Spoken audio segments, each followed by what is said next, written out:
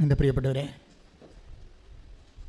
എല്ലാവരെയും തീർത്ഥാടനത്തിനായി തീർത്ഥാടന ഉടമ്പടി എടുക്കുന്നതിന് വേണ്ടി കൃപാസനത്തിൽ എത്തിച്ചേർന്നിട്ടുള്ള എല്ലാവരെയും ഈ ഉടമ്പടി ധ്യാനം ഓൺലൈനിൽ ഇരുന്നു കൊണ്ട് വിവിധ ജില്ലകളിലും സംസ്ഥാനങ്ങളിലും ഓരോ രാജ്യങ്ങളിലിരുന്ന് ഈ ശുശ്രൂഷ ഭക്തിപൂർവ്വം കൂടുന്ന എല്ലാവരെയും പരിശുദ്ധ അമ്മയുടെ മാധ്യസ്ഥത്തിലെ ഈശോയുടെ തിരുസന്നിധാനത്തിൽ സമർപ്പിക്കുമ്പോൾ അതിൻ്റെ കൂടെ ഇന്ന് മനുഷ്യൻ അവൻ്റെ ജീവിതത്തിൻ്റെ സംഘർഷനിർഭരമായ ജീവിതയാത്രയിലെ അവനെ കൂട്ടുപോകുന്ന ഒരു ദൈവം, അതാണ് ഉടമ്പടിയുടെ ദൈവം. നിങ്ങളുടെ സങ്കടയാത്രയിൽ, സംഘർഷയാത്രയിൽ തൻ്റെ സാന്നിധ്യം കൊണ്ട് നിങ്ങൾക്ക് കൂട്ടുപോകുന്ന ഒരു ദൈവം. ഇത് എക്കാലത്തും ഉണ്ടായിരുന്നു. സുവിശേഷത്തിൻ്റെ സത്യസന്ധമായ വാഗ്ദാനമാണ്. പക്ഷേ നമ്മുടെ ജീവിതത്തിലെ, നമ്മുടെ സംഘർഷാത്മകമായ യാത്രയിലെ സമാശ്വാസത്തിൻ്റെ കൂട്ടുയാത്ര നടത്തുന്ന ദൈവം, അത് ഏറ്റവും ഈ കാലത്ത് കൂടുതൽ ആൾക്കാർക്ക് അനുഭവേദ്യമാകുന്നത് ഉടമ്പടിയിലൂടെയാണ്. കാര്യം ഉടമ്പടിയുടെ ആ സ്ട്രക്ചറിൽ തന്നെ, വാഗ്ദാനങ്ങൾ തന്നെ രണ്ട് തരത്തിലാണ് ദൈവത്തിൻ്റെ സാന്നിധ്യം വെളിവാക്കുന്നത്. ഒന്ന്, ഞാൻ തന്നെ നിൻ്റെ കൂടെ വരും എന്ന് പറയുന്ന ഭാഗങ്ങളുണ്ട്. അത് നമ്മൾ പുറപ്പാടിൻ്റെ 23:2 ഒക്കെ എടുത്തു കഴിഞ്ഞാൽ ഞാൻ തന്നെ നിൻ്റെ കൂടെ വരും. പിന്നെ പുറപ്പാട് 33:14 അവിടെയെല്ലാം ദൈവം തന്നെ നമ്മുടെ കൂടെ വരുന്നതാണ്. ഇത് നമ്മൾക്ക് തോന്നും ഇങ്ങനെ നമ്മളുടെ ഗുഡ് മോർണിംഗ് പറയണ പോലെ ഒരു ആശംസയാണെന്ന് തോന്നും. ആശംസകളിൽ നിന്ന് അനുഭവങ്ങളിലേക്കുള്ള ദൂരം എനിക്ക് തോന്നുന്നത് പ്രാർത്ഥനയുടെ ദൂരമല്ലത്, അത് പ്രവൃത്തിയുടെ ദൂരമാണ്. നമുക്ക് I come with you wherever you go എന്ന് പറഞ്ഞു കഴിഞ്ഞാൽ, ഞാൻ നിൻ്റെ കൂടെ വരും, നീ എവിടെ പോയാലോ എന്ന് പറയുമ്പോൾ നമുക്ക് തോന്നും ഇതൊരു ആശംസയാണെന്ന് തോന്നും. ദൈവം പറയണത് ഒരു ആശംസയല്ലല്ലോ. ദൈവം പറയണത് ഒരു അനുഭവത്തിൻ്റെ പെർസ്പെക്റ്റീവിലാണ് സംസാരിക്കുന്നത്. അപ്പോൾ ഈ ആശംസയെ അനുഭവമാക്കുന്നത് നമ്മൾ ഇത്രയും നാൾ നമ്മൾ ഉപയോഗിച്ചിരുന്ന മെഷീനറി പ്രെയറാണ്. പക്ഷേ ആശംസകളെ അനുഭവമാക്കാൻ പ്രെയറിന് എന്തുമാത്രം സാധിക്കും എന്ന് നമുക്കറിയത്തില്ല. അതുകൊണ്ടാണ് ഉടമ്പടിയിൽ പ്രാർത്ഥനയ്ക്ക് പകരം പ്രവൃത്തി വെച്ചിരിക്കുന്നത്. ഉടമ്പടിയുടെ പ്രഖ്യാപിതമായ ലക്ഷ്യങ്ങളിലൊന്ന്, വാഗ്ദാനങ്ങളിലൊന്ന് ദ പ്രസൻസ് ഓഫ് ഗോഡാണ്. അപ്പോൾ തോബിത്തിൻ്റെ പുസ്തകം വായിക്കുമ്പോഴേ 12:13 എടുത്ത്, തോബിത്ത് 12:13 ശ്രുതികട ഹല്ലേലൂയ.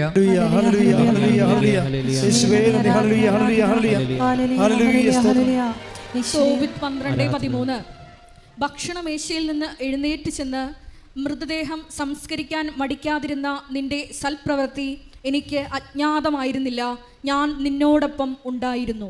ഇതാണ് വിഷയം. ഒന്നിട്ട് വായിച്ചേ. ഭക്ഷണമേശയിൽ നിന്ന് എഴുന്നേറ്റ് ചെന്ന് മൃതദേഹം സംസ്കരിക്കാൻ മടിക്കാതിരുന്ന നിന്റെ സൽപ്രവൃത്തി എനിക്ക് അജ്ഞാതമായിരുന്നില്ല, ഞാൻ നിന്നോടൊപ്പം ഉണ്ടായിരുന്നു. ഇത് ആഴമായ ഒരു സത്യമാണ്. എന്താ പറയണത്? ഭക്ഷണമേശയിൽ നിന്ന്, ആരാണ് ഭക്ഷണമേശയിൽ നിന്ന് എഴുന്നേറ്റ് പോയി മൃതശരീരം സംസ്കരിക്കാൻ പോയത്? തോബിത്ത് ദൈവമേ എന്നും പറഞ്ഞ് ജീവിച്ച ഒരാളാണ്. ഈ ദൈവമേ എന്നും പറഞ്ഞ് ജീവിക്കുന്നതും നമ്മുടെ എന്തെങ്കിലും കാഷ്വാലിറ്റിക്ക് ദൈവത്തെ കക്ഷി ചേർക്കുന്നതും രണ്ട് വിഷയമാണ്. ദൈവമേ എന്നും പറഞ്ഞ് ജീവിക്കുന്നതും നമ്മുടെ എന്തെങ്കിലും ഇൻസിഡൻറ്റ് വരുമ്പോൾ, ഇപ്പോൾ വണ്ടി തള്ളിയിട്ട് കയറണില്ല എന്നാൽ ഒരു കൈ ഒന്ന് തള്ളിക്കൊള്ളാൻ വേണ്ടി ദൈവത്തെ അവിടെ കക്ഷി ചേർക്കുകയും, വണ്ടി പാലം കടന്ന് കഴിയുമ്പോൾ അല്ലെങ്കിൽ ബമ്പ് കടന്ന് കഴിയുമ്പോൾ ഗുഡ് ബൈ പറഞ്ഞ് എന്നാൽ താങ്ക്സ് എന്ന് പറഞ്ഞ് വിടുന്നതും പലപ്പോഴും അങ്ങനെ നമ്മൾ ചെയ്യണത്. ദൈവത്തോട് കാണിക്കുന്ന ഒരു സമീപന രീതി അതാണ്. നമുക്ക് എന്തെങ്കിലും ഇഷ്യൂ വന്ന് ഇഷ്യൂവിന് നമ്മൾ പ്രാർത്ഥിക്കുന്നു, ദൈവത്തെ കക്ഷി ചേർക്കുന്നു, ദൈവം അത് നിർവഹിക്കുന്നു, ഗുഡ് ബൈ പറയുന്നു. ക്ലിയർ? ഇത് റിലേഷൻസ് നിങ്ങളൊന്ന് ശ്രദ്ധിക്കണം. ഇങ്ങനെ ഈ റിലേഷനാണ് ഉള്ളതെങ്കിൽ നമുക്ക് അധികകാലം ഈ ലൈഫിൽ ദൈവത്തെ കക്ഷി ചേർക്കാൻ, ദൈവത്തെ വരാൻ എന്തുമാത്രം സാധിക്കുമെന്ന് അറിയത്തില്ല. നമ്മളൊരു പ്രഗ്മാറ്റിക്കാണ് ഈ കാര്യത്തിൽ. എന്ന് വെച്ച് കഴിഞ്ഞാൽ ഒരു വിഷയമുണ്ടായിരുന്നു, ആ വിഷയത്തിൽ നമ്മൾ ദൈവത്തിൽ ആശ്രയിച്ചു, ദൈവം നമ്മളെ സപ്പോർട്ട് ചെയ്തു. അത് കഴിയുമ്പോൾ ഗുഡ് ബൈ പറയും. പക്ഷേ അതും ദൈവം അങ്ങനെയല്ല ഉദ്ദേശിക്കണത്. ഒരു ഇടയ്ക്കുന്ന ഗുഡ് ബൈ പറഞ്ഞിട്ട് ടാറ്റ പറഞ്ഞിട്ട് വിടുന്ന ഒരു ബന്ധമേ നിനക്ക് ദൈവമായിട്ടുണ്ടെങ്കിലേ നിനക്കിനി ഈ വണ്ടി പല സമയത്ത് ഇനിയും കട്ടറിൽ കയറാൻ സാധ്യതയുണ്ട്. അപ്പോൾ നീ ഒന്ന് ഇൻട്രോസ്പെക്റ്റ് ചെയ്യണം. എൻ്റെ ബന്ധമെന്ന് പറയണത് ഒരു പ്രോബ്ലം സെൻറ്റേഡ് ആണോ, ഒരു പ്രോബ്ലം ഉണ്ടാക്കുന്ന ഇഷ്യൂ ബേസ്ഡ് ആണോ? പലപ്പോഴും വരുന്നൊരു വിഷയം, what is your spirituality? Spirituality is issue based. അങ്ങനെ സംഭവിക്കാൻ സാധ്യതയുണ്ട്. നിൻ്റെ ആധ്യാത്മികത എന്താണെന്ന് ചോദിച്ചു കഴിഞ്ഞാൽ പറയും അതൊരു വിഷയവുമായി ബന്ധപ്പെട്ടതാണ്, വ്യക്തിയുമായി ബന്ധപ്പെട്ടതല്ല. ഇവിടെയാണ് പ്രോബ്ലം വരണത്. ഉടമ്പടി നിങ്ങളെ നിങ്ങളുടെ ആധ്യാത്മികതയെ വ്യക്തിയുമായി ആക്കും. നമ്മളുടെ സാധാരണഗതിയിൽ നമ്മുടെ ആധ്യാത്മികത വിഷയവുമായി ബന്ധപ്പെട്ടതാണ്. ഇതാണ് നമ്മുടെ ഒരു ദുരന്തമെന്ന് പറയുന്നത്. ഒരു വിഷയമുണ്ടായി, ആ വിഷയം ഇപ്പോൾ കോളേജ് അഡ്മിഷൻ്റെ കാലമാണ്, ഒരു വിഷയമായി അപ്പനും അമ്മയും മക്കളും എല്ലാം കൃപാസനത്തിലുണ്ട് ഇല്ലേ? അഡ്മിഷൻ കിട്ടിക്കഴിയുമ്പോൾ ഗുഡ് ബൈ, തീർന്നു. പിന്നെ നിങ്ങളുടെ ജീവിതമായി. ഇനിയിപ്പോൾ കോളേജിൽ പോയ കൊച്ച് വേറെ ആരെങ്കിലും ലൈൻ അടിച്ചാൽ മാത്രമേ പിന്നെ അപ്പനും അമ്മയും പിന്നെയും കൃപാസനത്തിൽ വരത്തുള്ളൂ. അതാണ് പ്രശ്നം. അതുകൊണ്ട് സംരക്ഷണം കിട്ടണില്ല നിങ്ങൾക്ക്. എന്തുകൊണ്ടാണ് അങ്ങനെ സംഭവിക്കുന്നത്? സംരക്ഷണം കിട്ടണില്ല. നിങ്ങൾ ഇടയ്ക്ക് വെച്ച് ഗുഡ് ബൈ പറഞ്ഞ് ദൈവത്തെ യാത്രയാക്കുന്നു. കാര്യം കണ്ടു കഴിയുമ്പോൾ ദൈവത്തെ ഗുഡ് ബൈ പറഞ്ഞ് യാത്രയാക്കുന്നു. അച്ഛൻ നിങ്ങൾ ആക്ഷേപിക്കുന്നതല്ല, സങ്കടകരമായൊരു യാഥാർത്ഥ്യമാണ്. ഒന്ന് പ്രാർത്ഥിച്ച മക്കളെ, കർത്താവായ ദൈവമേ, സത്യം പറഞ്ഞാലേ പലപ്പോഴും അറിയാതെയാണ് ഒരു ആവശ്യം കഴിയുമ്പോൾ നിന്നോട് യാത്ര പറഞ്ഞ് പോരുകയോ നിന്നെ ആശംസിച്ച് എന്റെ ജീവിതത്തിൽ നിന്ന് യാത്ര ആക്കുകയോ ചെയ്യുന്നത്. പക്ഷെ കർത്താവേ, ഉടമ്പടി പ്രകാരം നിന്റെ വാഗ്ദാനമാണ്, wherever you go, നീ എവിടെ പോയാലും നിത്യത വരെ ഞാൻ നിന്റെ കൂടെ ഉണ്ടായിരുന്നു. കർത്താവേ, എന്നോട് കൂടെ അന്ത്യം വരെ നിലനിൽക്കാനുള്ള നിന്റെ ആഗ്രഹത്തെ മാനിച്ചുകൊണ്ട് എന്നെ സംരക്ഷിക്കാനുള്ള നിന്റെ കരുതലിനെ തിരിച്ചറിയാതെ പോയ നിമിഷങ്ങളെ ഓർത്ത് ഞാൻ വിഷമിക്കുന്ന കർത്താവേ, ശേഷിച്ച കാലം മുഴുവൻ വേർപിരിയാതെ കൈയോട് കൈ ചേർത്തുകൊണ്ട് കൊണ്ടുപോകാൻ ഒരുമിച്ച് യാത്രയാകും. എനിക്ക് പ്രത്യേക അഭിഷേകം നൽകണമേ, എന്നെ അനുഗ്രഹിക്കണമേ. സ്തുതിക്കട്ടെ, ഹല്ലേലൂയ.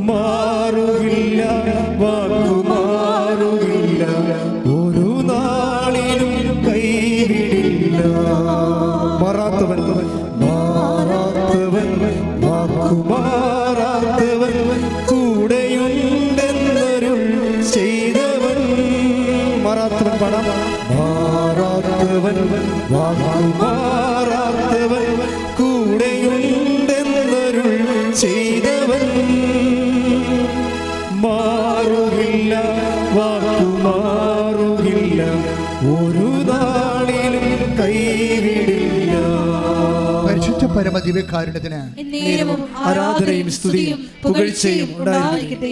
എൻ്റെ പ്രിയപ്പെട്ടവരെ, ഉടമ്പടി വാഗ്ദാനത്തിൻ്റെ പദ്ധതിയാണ്. ഉടമ്പടി is the project of promise. ആർക്കാണ് ആ പ്രോമിസ് ലഭിക്കുന്നത്? ദൈവത്തിൻ്റെ വാഗ്ദാനം കിട്ടണത്. ദൈവത്തിൻ്റെ വാഗ്ദാനത്തിൻ്റെ പ്രത്യേകത എന്താണ്?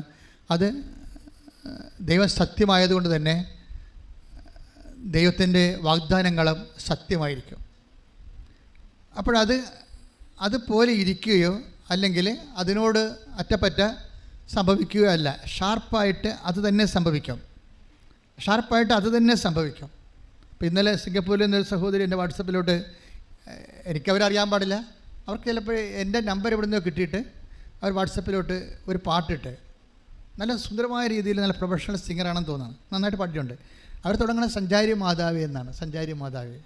അപ്പോൾ ആലപ്പുഴയിൽ നിന്ന് ഞങ്ങളുടെ ഒരു സുഹൃത്ത് അച്ഛൻ സാംസൺ അച്ഛനെ വിളിച്ച് പറഞ്ഞു, ഈ ലേഡി നമ്മുടെ നാട്ടിൽ ഇവിടുത്തെ ഈ സ്ഥലത്തുള്ളതാണ്. അവരിവിടെ അകലെ താമസിക്കണം, മറ്റു രാജ്യങ്ങളിലെ ജോലി സംബന്ധമായ കാര്യത്തിൽ. അച്ഛനെ അവരെ പേഴ്സണലായിട്ട് അറിയാം. അവരിങ്ങനെ അച്ഛനെ പാട്ട് അയക്കുന്നുണ്ടെന്ന് എന്നോട് പറഞ്ഞിട്ടുണ്ടെന്ന് പറഞ്ഞു. ഞാൻ ആ പാട്ട് കേട്ടപ്പോൾ എനിക്ക് ഭയങ്കര ഇഷ്ടപ്പെട്ടു. കാര്യം സഞ്ചാരി മാതാവ് സഞ്ചാരം ചെയ്ത് കൂടെ വരണ അവരുടെ അനുഭവം അവർക്കുണ്ടായി. അപ്പോൾ അവരിന്ന് എഴുതി. കുറച്ച് കഴിഞ്ഞപ്പോൾ അവരെഴുതിയ നോട്ട് ബുക്കിൻ്റെ ഫസ്റ്റ് പേജ് എനിക്കിങ്ങനെ സെൻഡ് ചെയ്ത് തന്നു. നോട്ടിൻ്റെ ഫസ്റ്റ് പേജ്, അതായത് അവരാണത് എഴുതിയെന്ന് ആ പാട്ട് അച്ഛൻ അത് മനസ്സിലാക്കാൻ വേണ്ടി. പക്ഷേ അതിൻ്റെ അകത്ത് മുഴുവനും സഞ്ചാരി മാതാവ് നമ്മുടെ കൂടെ സഞ്ചരിക്കുന്ന അനുഭവത്തിൽ അവർ വളരെ ഹൃദ്യമായിട്ടൊരു അനുഭവമായിട്ട് പാടിയിരിക്കുകയാണ്. അതിമനോഹരമായിട്ടുണ്ട് ആ പാട്ട്, സൂപ്പറായിട്ടുണ്ട്. അതെന്ത് സംഭവിച്ചു കഴിഞ്ഞാൽ ഇന്ന് ജനങ്ങളെല്ലാം അനുഭവിക്കുന്നൊരു വിഷയമാണ് ദൈവത്തിൻ്റെ സാന്നിധ്യം. അതുകൊണ്ടാണ് എങ്ങനെയാണ് ഈ സഞ്ചാരി മാതാവിൻ്റെ കോൺസെപ്റ്റ് വന്നത്? അത് മരിയൻ ഉടമ്പടിയാണ് നമ്മൾ ചെയ്യണത്, അല്ലേ? അമ്മമാതാവിൻ്റെ മധ്യസ്ഥത്തിലാണ് നമ്മൾ ഉടമ്പടി ചെയ്തിരിക്കുന്നത്. അപ്പോൾ അമ്മമാതാവിൻ്റെ മധ്യസ്ഥത ചെയ്തിരിക്കുന്നത് കൊണ്ട് തന്നെ അമ്മ ഈ ഉടമ്പടി എടുത്ത വ്യക്തി സത്യസന്ധനാണെങ്കിൽ അവസാനം വരെ നിൻ്റെ വിഷയം നിറവേറുവോളം നിൻ്റെ കൂടെ നിന്ന് അത് ചെയ്യിക്കും. മനസ്സിലാട്. അതെന്താ കാര്യം? അമ്മയുടെ ഒരു രീതിയാണ് ഈ കൂടെ നിൽക്കുക എന്നുള്ളത്. അമ്മയുടെ അത് നിങ്ങൾ മനസ്സിലാക്കുക. ഉടമ്പടി എടുക്കുമ്പോൾ ഇപ്പം നമ്മൾ ഉദാഹരണത്തിന് ഞാൻ പറയാം, അമ്മ എന്തുകൊണ്ടാണ് അമ്മയെ സെലക്ട് ചെയ്തത് ദൈവം? ഇത് ഏത് കുരിശാണെങ്കിലും കൂടെ നിൽക്കുമെന്ന് നല്ല ബോധമുള്ളത് കൊണ്ടാണ്. 1000 പുരുഷനായി കണ്ടു, ഞാൻ ആരെ സ്ത്രീയായി കണ്ടില്ലെന്ന് പറയത്തില്ലേ സഭാപ്രസംഗി, അല്ലേ? സഭാപ്രസംഗി 7:29 എടുത്ത് ശ്രദ്ധിക്കട്ടെ. ഹല്ലേലൂയ.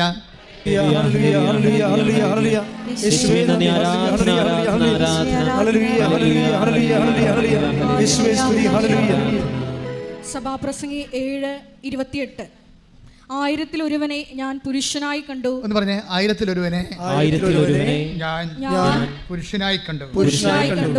എന്നാൽ ഒരുവളെയും സ്ത്രീയായി കണ്ടില്ല.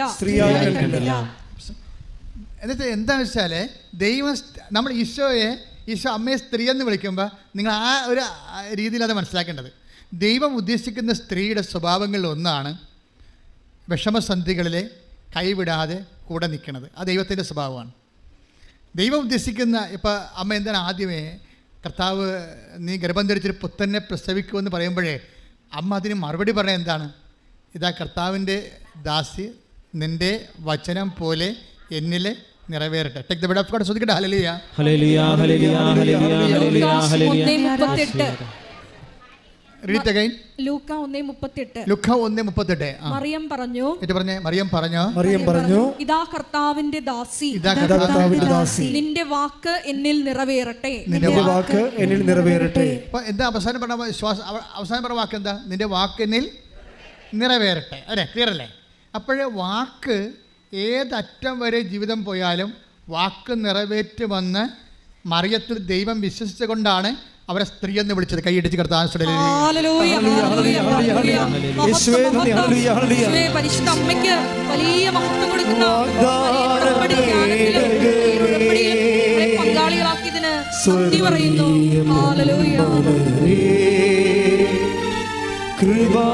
കൃപാസനത്തിൻ്റെ അമ്മേ പ്രസാദവരമാതാവേ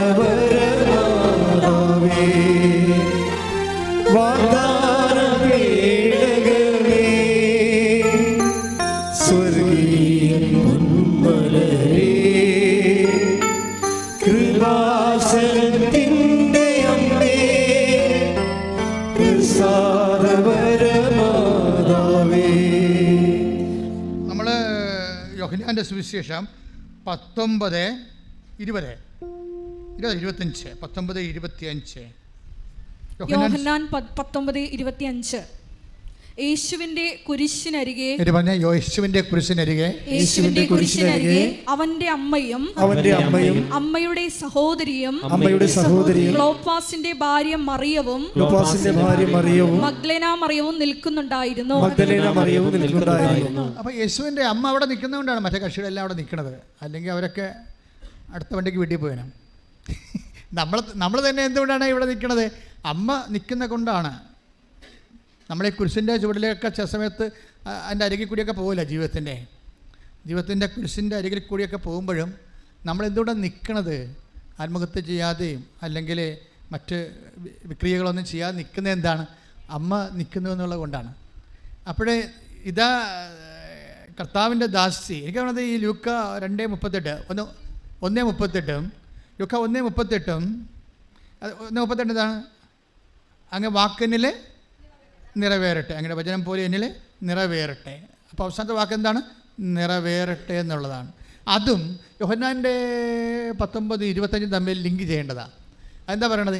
യേശുവിൻ്റെ അമ്മ അവൻ്റെ കുരിശിൻ്റെ ചുവട്ടിൽ നിന്നിരുന്നു. ദാറ്റ് മീൻസ് എന്തിനാണ് നിൽക്കണത്? കർത്താവിൻ്റെ വാക്ക് നിറവേറ്റാൻ വേണ്ടി നിൽക്കുകയാണ്. മനസ്സിലായില്ലേ?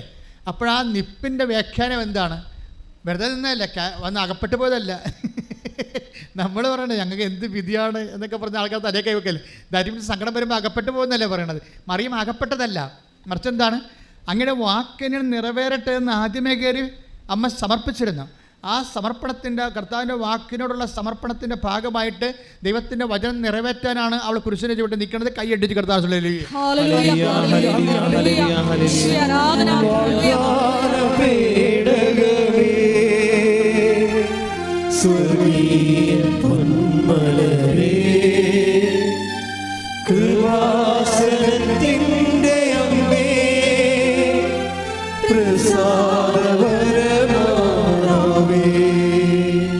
ഇന്നലെ ഒരു റിയാലിറ്റി ഷോയിലുള്ള ആൾ, ഞാൻ സാക്ഷിയിട്ടിട്ടുണ്ട്, ഒരു സാക്ഷ്യം പറഞ്ഞായിരുന്നു.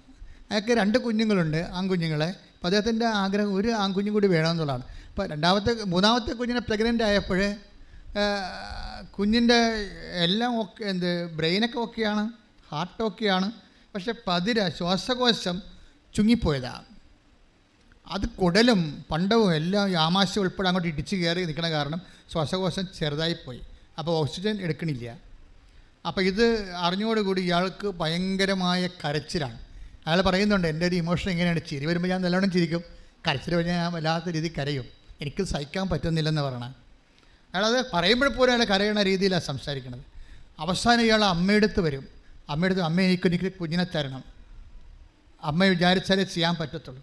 എന്നിട്ട് ഈ എന്നിട്ട് ഡോക്ടർ പറയും ഇത് ഓപ്പറേഷൻ ചെയ്യാൻ പറ്റത്തില്ല, കാര്യം ഈ പതിരയും ശ്വാസകോശവും ഹൃദയവും എല്ലാം ഇങ്ങനെ അമങ്ങിയിരിക്കുകയല്ലേ, അപ്പോൾ അത് ചെയ്യാൻ പറ്റത്തില്ലെന്ന് പറയും.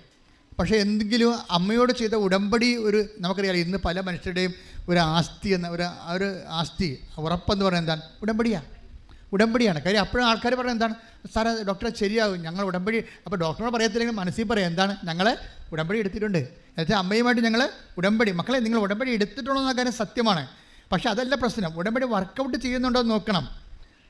ഇല്ലേ, നിങ്ങൾ ലൈൻ വലിച്ചു എന്ന് പറഞ്ഞത് കാര്യം ശരിയാണ്, പക്ഷേ കറണ്ട് ഉണ്ടോ, ഫീസ് പോയിരിക്കണം എന്നൊക്കെ നോക്കണം, ഇടക്ക് ചെക്ക് ചെയ്യണം. ലൈൻ വലിച്ചു എന്ന് പറഞ്ഞിട്ട് കാര്യമില്ല. പക്ഷേ അത് ഫീസ് പോയിരിക്കുകയാണെങ്കിൽ നമുക്ക് ലൈറ്റ് തെളിയത്തില്ല.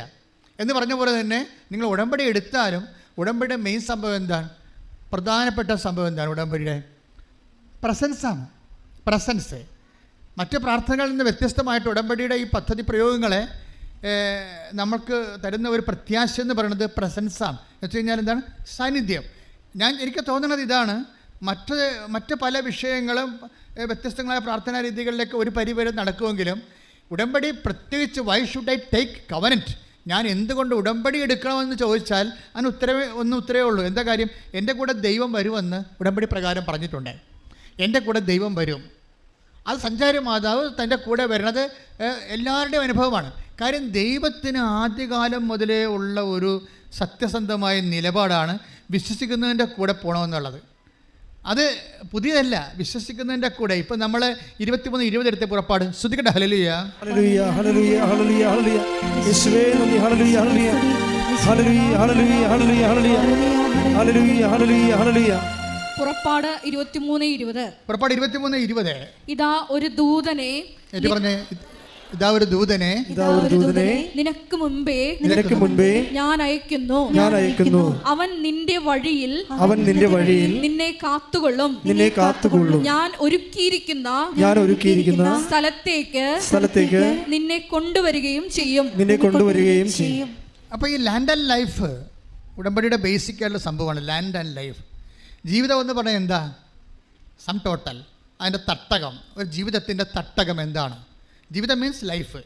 ലൈഫിൻ്റെ തട്ടകം എന്താണ്? ലാൻഡ്. അതായത് ഉടമ്പടിയുടെ ബേസിക് ആയിട്ടുള്ള എല്ലാം എന്താണ്? ബേസിക് ആയിട്ടുള്ള ലാൻഡ്. അത് നിങ്ങളുടെ ജീവിതം കരുപ്പിടിപ്പിക്കാൻ വേണ്ടി നമുക്ക് ആവശ്യമായത് എന്താണ്? അനുകൂലമായ സ്ഥലമാണ്. അനുകൂലമായ സ്ഥലം. അപ്പോൾ അനുകൂലമായ സ്ഥലം, ഇപ്പം ഞാൻ ഈ ജപ്തി നടപടിയൊക്കെ ആൾക്കാർ വരത്തില്ലേ, അപ്പോൾ ഞാൻ എന്താ നിങ്ങൾ ജപ്തി നടപടിക്കാരെ പ്രത്യേകം കാണുന്ന എന്താ കാര്യം? അവിടെ വീട് സ്ഥലവും ജന്മാവകാശം നഷ്ടപ്പെടാൻ പോകുകയും അല്ലേ? അവിടെ ബൈബിളിനെ അത് റീസെറ്റ് ചെയ്യാൻ പറ്റുകയില്ലെങ്കിൽ വേറെ ഒരു പുസ്തകത്തെയും പറ്റത്തില്ല. എന്താ കാര്യം? ഇതെല്ലാം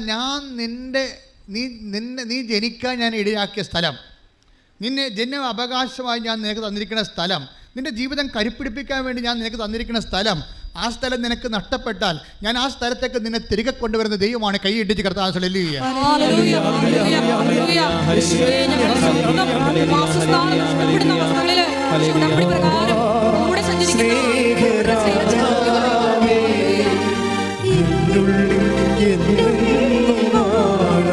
സന്തോഷത്തോടെ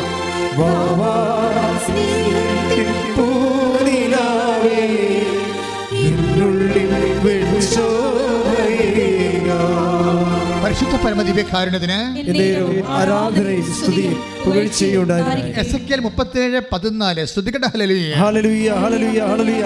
യേശുവേ നന്ദി നന്ദി നന്ദി. ഹല്ലേലൂയ ഹല്ലേലൂയ ഹല്ലേലൂയ ഹല്ലേലൂയ ഹല്ലേലൂയ ഹല്ലേലൂയ. ബാബാ സ്നേഹരാജാവേ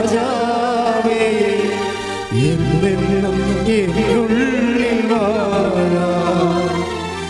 ബാബാ സ്നേഹത്തിൻ പൂനിലാവേ എന്നുള്ളിൽ വെളിച്ചോവേകാം. പരിശുദ്ധ പരമദിവ്യകാരുണ്യത്തിന് ആരാധനയും സ്തുതിയും പുകഴ്ചയും ഉണ്ടായിരിക്കട്ടെ. എസെക്കിയേൽ 37:14 എന്റെ ആത്മാവിനെ ഞാൻ നിങ്ങളിൽ നിവേശിപ്പിക്കും. ഒന്ന് പറഞ്ഞേ, എന്റെ ആത്മാവിനെ ഞാൻ നിങ്ങളിൽ നിവേശിപ്പിക്കും. നിങ്ങൾ ജീവിക്കും. ഞാൻ നിങ്ങളെ നിങ്ങളുടെ സ്വന്തം ദേശത്ത് വസിപ്പിക്കും. ജപ്തി ചെയ്യാൻ പറ്റത്തില്ല. എന്താ കാര്യം? ദൈവം നിനക്ക് തന്ന സ്വന്തം സ്ഥലത്ത് ആർക്കും എടുക്കാൻ പറ്റത്തില്ല അത്. പക്ഷേ ഇത് എൻ്റെ ദൈവമായതിൽ നീ ഇത് പൂർണ്ണമായി വിശ്വസിക്കണം. വിശ്വസിക്കുക മാത്രമല്ല, അതായത് ഇവിടെ ആ വചനത്തിൻ്റെ ലൈൻ എന്താ? ലൈഫ് ആൻഡ് ലാൻഡാണ് വചനത്തിൽ പറയണത്. Life and land. ഒന്ന് വായിച്ചോളൂ. എസെക്കിയേൽ 37:14. എന്റെ ആത്മാവിനെ ഞാൻ നിങ്ങളിൽ നിവേശിപ്പിക്കും. നിങ്ങൾ ജീവിക്കും. ഒന്ന് പറഞ്ഞേ, എന്റെ ആത്മാവിനെ ഞാൻ നിങ്ങളിൽ നിവേശിപ്പിക്കാം. നിങ്ങൾ ജീവിക്കാം. അപ്പൊ ലൈഫായില്ലേ അല്ലേ? അപ്പൊ എങ്ങനെയാണ് നമുക്ക് ലൈഫ് നഷ്ടപ്പെട്ടാൽ തിരിച്ചു വരുന്നത്? ഇപ്പം ജോലി നഷ്ടപ്പെട്ടു അല്ലേ? ജോലി നഷ്ടപ്പെട്ടു, പഠിത്തത്തിൽ തോറ്റു. അപ്പം നമ്മൾ ലൈഫ് പോവുകയാണ് ഇല്ലേ? ലൈഫ് പോവുകയാണ്. നമുക്ക് ജോലി നഷ്ടപ്പെട്ടാലും OITക്ക് തോറ്റാലും ഒക്കെ എന്ത് സംഭവിക്കണത്? ഇൻ്റർവ്യൂവിന് തോറ്റാൽ നമുക്ക് എന്താ? We lost our life, we are losing our life. നമുക്ക് ലൈഫ് പോവുകയാണ്. പക്ഷേ എന്താ പറയണത്? ഈ ലൈഫ് എങ്ങനെ തിരിച്ചു പിടിക്കാം? പരീക്ഷ വന്ന് നമ്മൾ പരീക്ഷയ്ക്ക് തോറ്റു, അങ്ങനെ നമുക്ക് ഇംഗ്ലണ്ടിൽ പോകാൻ പറ്റിയില്ല അല്ല, അല്ലെങ്കിൽ PSCക്ക് കയറാൻ പറ്റില്ല. We are losing a life when we lost. ഇത് ഓരോ വിഷയത്തിൽ, അതായത് ഇങ്ങനെ വന്നാൽ ലൈഫ് നഷ്ടപ്പെട്ടാൽ എങ്ങനെ തിരിച്ചു പിടിക്കാം? എസെക്കിയേൽ എന്താ പറയണത്? എസെക്കിയേൽ 37:14 എന്താ പറയണത്? എൻ്റെ ആത്മാവിനെ ഞാൻ നിങ്ങളിൽ നിവേശിപ്പിക്കും. നിങ്ങൾ ജീവിക്കും. അപ്പം ജീവിക്കണം. അവരുടെ കണ്ടല്ലേ ജീവിക്കണം. അപ്പം ജീവിതത്തിൽ എന്തെങ്കിലും പരീക്ഷയോ അല്ലെങ്കിൽ കച്ചവടം പൂട്ടിപ്പോയി. ഇന്നലത്തെ ഒരു സത്യദാസിൻ്റെ സാക്ഷ്യം ട്രിവാൻഡ്രം ആണ്, അവിടുത്തെ ഇടവേക്കാരനാണ്. സത്യദാസ് എന്താ പറഞ്ഞു വെച്ചാൽ, സത്യദാസിന് റീസർവേ പണ്ട് നടന്നപ്പോൾ പുള്ളിയുടെ 3 കട പുള്ളിക്കുണ്ടായിരുന്നു. 3 കച്ചവടം, പിടിയക്കട. അതിന് 2 എണ്ണം വേറെ ആൾക്കാരുടെ പേരിലായിപ്പോയി. വല്ല പരിപാടിയുണ്ട്. തല കുത്തി മറിഞ്ഞിട്ട് ഈ സാധനം പുള്ളിയുടെ പേരിലാക്കാൻ പറ്റില്ല. ഈ റീസർവേ ഒക്കെ നടന്ന ആൾക്കാരൊക്കെ ഒന്ന് തിരക്കിപ്പോയി നോക്കണേ. ഞങ്ങളുടെ സ്ഥലത്തല്ലേ ഞങ്ങൾ ജീവിക്കണത്, ഞങ്ങളുടെ കയ്യിലാണല്ലോ എന്നൊക്കെ പറഞ്ഞ കാര്യമില്ല. സർക്കാരിൻ്റെ കയ്യിൽ, നിങ്ങളുടെ കയ്യിലല്ല ഇരിക്കണം, കണ്ടവൻ്റെ കയ്യിലിരിക്കണം. ഇപ്പോൾ റീസർവേ നടന്ന കക്ഷികളൊക്കെ നേരെ പോയി വില്ലേജ് ഓഫീസിൽ പോയിട്ട് ഇപ്പോഴും എത്രയും വേഗം അത് പോക്കുവരവ് ചെയ്തിട്ട് ടാക്സ് അടച്ചിട്ട് രസീത് വാങ്ങിച്ചേക്കണം. അല്ലെങ്കിൽ നമ്മുടെ കയ്യിൽ സ്ഥലം ഉണ്ടാകത്തില്ല. സ്ഥലം കൂടുതലുള്ള ആൾക്കാർ അത് തന്നെ ചെയ്യേണ്ടി വരുമായിരിക്കും. അല്ലെങ്കിൽ ഗവൺമെൻറ് അത് മിച്ചഭൂമിയാക്കി എടുത്തിട്ട് ആവശ്യമുള്ളവർക്ക് കൊടുക്കും. അപ്പോൾ നിങ്ങളെ ഈ വിഷയത്തിൽ ഞാൻ ജസ്റ്റ് ഇങ്ങനെ ആനുഷംഗികമായിട്ട് പറഞ്ഞതേ ഉള്ളൂ. അതായത് ഇപ്പോൾ സത്യദാസ് സംഭവിച്ചതാണ്. അയാളെ 2 കട പോയിന്നേ. അതന്നെയല്ലേ പഞ്ചായത്ത് ചെല്ലുമ്പോഴേ പഞ്ചായത്ത് വടിത്തടി ആയുധങ്ങളാണ് ഇയാളെ തല്ലാനും കൊല്ലാനും വന്ന പോലെയാണ് അവരിയ്ക്കുന്നത്. ഇയാൾക്കൊരു സ്വാധീനമില്ല. ഈ കടയുടെ കാര്യം കേൾക്കുമ്പോൾ തന്നെ ആ ഒരു കടയിൽ തന്നെ പോകാൻ ഇയാൾക്ക് പറ്റണില്ല. അത് കയ്യേറിയത് പോലെ ഇരിക്കണം. അപ്പോൾ പേടിയാണ്. ഈ കടയുടെ കാര്യം വീട്ടിൽ പറഞ്ഞാൽ എല്ലാവർക്കും പനി വരും. ഒരു വിഷയം പണ പൂക്കണ്ടില്ലേ, അത്തരം ഒരു അവസ്ഥ. അവസാനം ഈ മനുഷ്യന് ചന്തയെ വെച്ച് കൃപാസനം പത്രം കിട്ടി. ഇപ്പോൾ സ്റ്റോറി പോണ പോക്ക് നോക്കണം. സത്യദാസന് കൃപാസനം പത്രം ചന്തയെ വെച്ച് കിട്ടി. കുറേ സാക്ഷ്യം വായിച്ചപ്പോൾ പുള്ളി വീട്ടിൽ വന്ന് പറഞ്ഞ്, എടി ഇവിടെ ഒന്ന് പോകാമെന്ന് തോന്നണം, നമ്മുടെ സ്ഥലം മാതാവ് എങ്ങാനും തിരിച്ചു തന്നാൽ, വേറെ മാർഗ്ഗം ഒന്നും കണ്ടില്ലെന്ന് പറയും. ഈ മനുഷ്യൻ പെട്ടെന്ന് വിശ്വാസത്തോടെ പിറ്റേ ദിവസം സത്യദാസ് ഇവിടെ വരും, ഉടമ്പടി എടുക്കും. ഉടമ്പടി എടുക്കുമ്പോൾ ഈ സാന്നിധ്യത്തിൻ്റെ 2 സാധനം അടുത്തുണ്ട്. അതിനകത്ത് ഒന്നെന്താണ്, ഉടമ്പടിയില്ല അതിൻ്റെ കാശുവൻ തന്നെയാണ് സാന്നിധ്യത്തിൻ്റെ. അതാണ് അത് പ്രപ്പോസ് ചെയ്ത്, അങ്ങനെയാണ് അത് വെഞ്ചരിച്ചിരിക്കുന്നത്. അതുകൊണ്ടാണ് ഇത് മിസ് ചെയ്യരുതെന്ന് പറയണത്. ഇപ്പോൾ പുതിയ നിയമം ഇവിടെ പോകണമല്ലോ, ഒരു 2 മാസമായിട്ട് ഉടമ്പടി കാശുവൻ നിങ്ങളുടെ കയ്യിൽ നിന്ന് പോയാൽ പിന്നെ ഒരിക്കലും നിങ്ങൾക്കത് കിട്ടത്തില്ല. You will not give it. പണ്ട് അതിൻ്റെ ഡ്യൂപ്ലിക്കേറ്റ് കൊടുക്കുമായിരുന്നു, ഇപ്പോൾ അതും കൊടുക്കണില്ല. നിങ്ങൾ എന്ത് കാര്യം, അത് പ്രമാണം പോയ വല്ല ലക്ഷ്യമുണ്ട്. അത് ഉടമ്പടിയുടെ പ്രമാണമല്ലേ. ഉടമ്പടിയുടെ പ്രമാണം നിങ്ങളുടെ കയ്യിൽ നിന്ന് പോയെന്നൊക്കെ പറഞ്ഞാൽ ഇനി പറഞ്ഞിട്ട് കാര്യമില്ല. ദാറ്റ് മീൻസ് അത്രയും കെയർലെസ്സാണ് നിങ്ങൾ ഉടമ്പടി നിൽക്കാൻ അർഹതയില്ലെന്നാണ്. അങ്ങനെ എന്തെങ്കിലും ചെയ്യണമെന്നുണ്ടെങ്കിൽ, നിങ്ങളിപ്പോൾ കാശ് വേണമെന്നുണ്ടെങ്കിൽ, നിങ്ങളുടെ വീടിനത് ഉരുപ്പടിയായി വേണമെന്നുണ്ടെങ്കിൽ നിങ്ങൾ പണി ചെയ്യുക, വീട്ടിലുള്ള വേറെ ആരെങ്കിലും ഉടമ്പടി എടുപ്പിച്ച് പുതിയ കാശ് വാങ്ങിക്കുക. അതേ നടക്കത്തുള്ളൂ. എന്നുവെച്ചാൽ എനിക്ക് മനസ്സിലാവണില്ല നിങ്ങൾ എന്തുകൊണ്ട്. ഞാൻ എൻ്റെ മനസ്സിൽ പരിശുദ്ധാത്മ പറയണത് ഇതൊന്നും നഷ്ടപ്പെടുത്തുകയല്ല, ആർക്ക് കൊടുത്തതാണെന്നാണ് പറയണത്. അതാണ് പ്രശ്നം. അങ്ങനെ കൊടുക്കാൻ പാടില്ലെന്ന് ഞാൻ ആദ്യമേ പറഞ്ഞിട്ടുണ്ട്. ഉടമ്പടി ജ്ഞാപകം പോലെ ഉപയോഗിക്കേണ്ടതാണ്, അല്ലാതെ അതൊരു വിശുദ്ധ വസ്തു മാത്രമല്ല. നിങ്ങൾ ദൈവത്തോട് ഉടമ്പടി ചെയ്തു എന്നുള്ളതിൻ്റെ തെളിവാണത്. അത് ഇവിടെ ചില ആൾക്കാർ ഇവിടെ പ്രാർത്ഥിക്കാൻ വേണ്ടി വരുമ്പോൾ ഉടമ്പടി എടുത്തതാണെന്ന് പറഞ്ഞുകൊണ്ട് ഇവർ കാശുരൂപം കാണിക്കും. ഞങ്ങൾ പറഞ്ഞ കാശുരൂപം വേണ്ട, അപ്പോൾ അപ്തരം തരാൻ പറയും. എന്താ കാര്യം, ആരാണ്ടിൻ്റെ കാശുരൂപം അനിയത്തിൻ്റെ ചേട്ടത്തിയുടെയോ നാട്ടുകാരുടെയോ അവിടുന്ന് എരവ് വാങ്ങിച്ചുകൊണ്ട് വന്നിരിക്കുകയാണ് ഉടമ്പടി എടുത്താൽ നമ്മളെ പറ്റിക്കാൻ വേണ്ടി. ഇത് പറയാനാ, അങ്ങനെ ചെയ്യരുത്. നിങ്ങൾ ഉടമ്പടി കാശുരം കളയരുത്. പിന്നെ അതിൻ്റെ കൊളുത്തു പോകുകയോ അത് ആ ഉടമ്പടി കാശുരൂപത്തിൻ്റെ പടം പൊക്കുകയോ വെച്ച് കഴിഞ്ഞാൽ ഞങ്ങൾ ഒരു പൈസ വരെ വാങ്ങിക്കാതെ അതേ കാശുരൂപം തിരിച്ചു തരും. കാര്യം എന്താ, നിങ്ങൾ ഉടമ്പടി നിലനിൽക്കുകയാണ്, അതുകൊണ്ട് വിൽ ഗിവ് ഇറ്റ് ബാക്ക്. പക്ഷേ നഷ്ടപ്പെട്ടെന്ന് പറഞ്ഞാൽ കിട്ടത്തില്ല, അത് ഓർത്തേക്കണം. പിന്നെയുള്ള മാർഗ്ഗം എന്ന് പറഞ്ഞാൽ വീട്ടിലുള്ള ആരെങ്കിലും കൊണ്ട് ഉടമ്പടി എടുപ്പിക്കുന്നതിനെ മാർഗ്ഗം, വേറെ മാർഗ്ഗമില്ല. അപ്പം അതുകൊണ്ട് ശ്രദ്ധിക്കട്ടെ. ഹല്ലേലൂയ,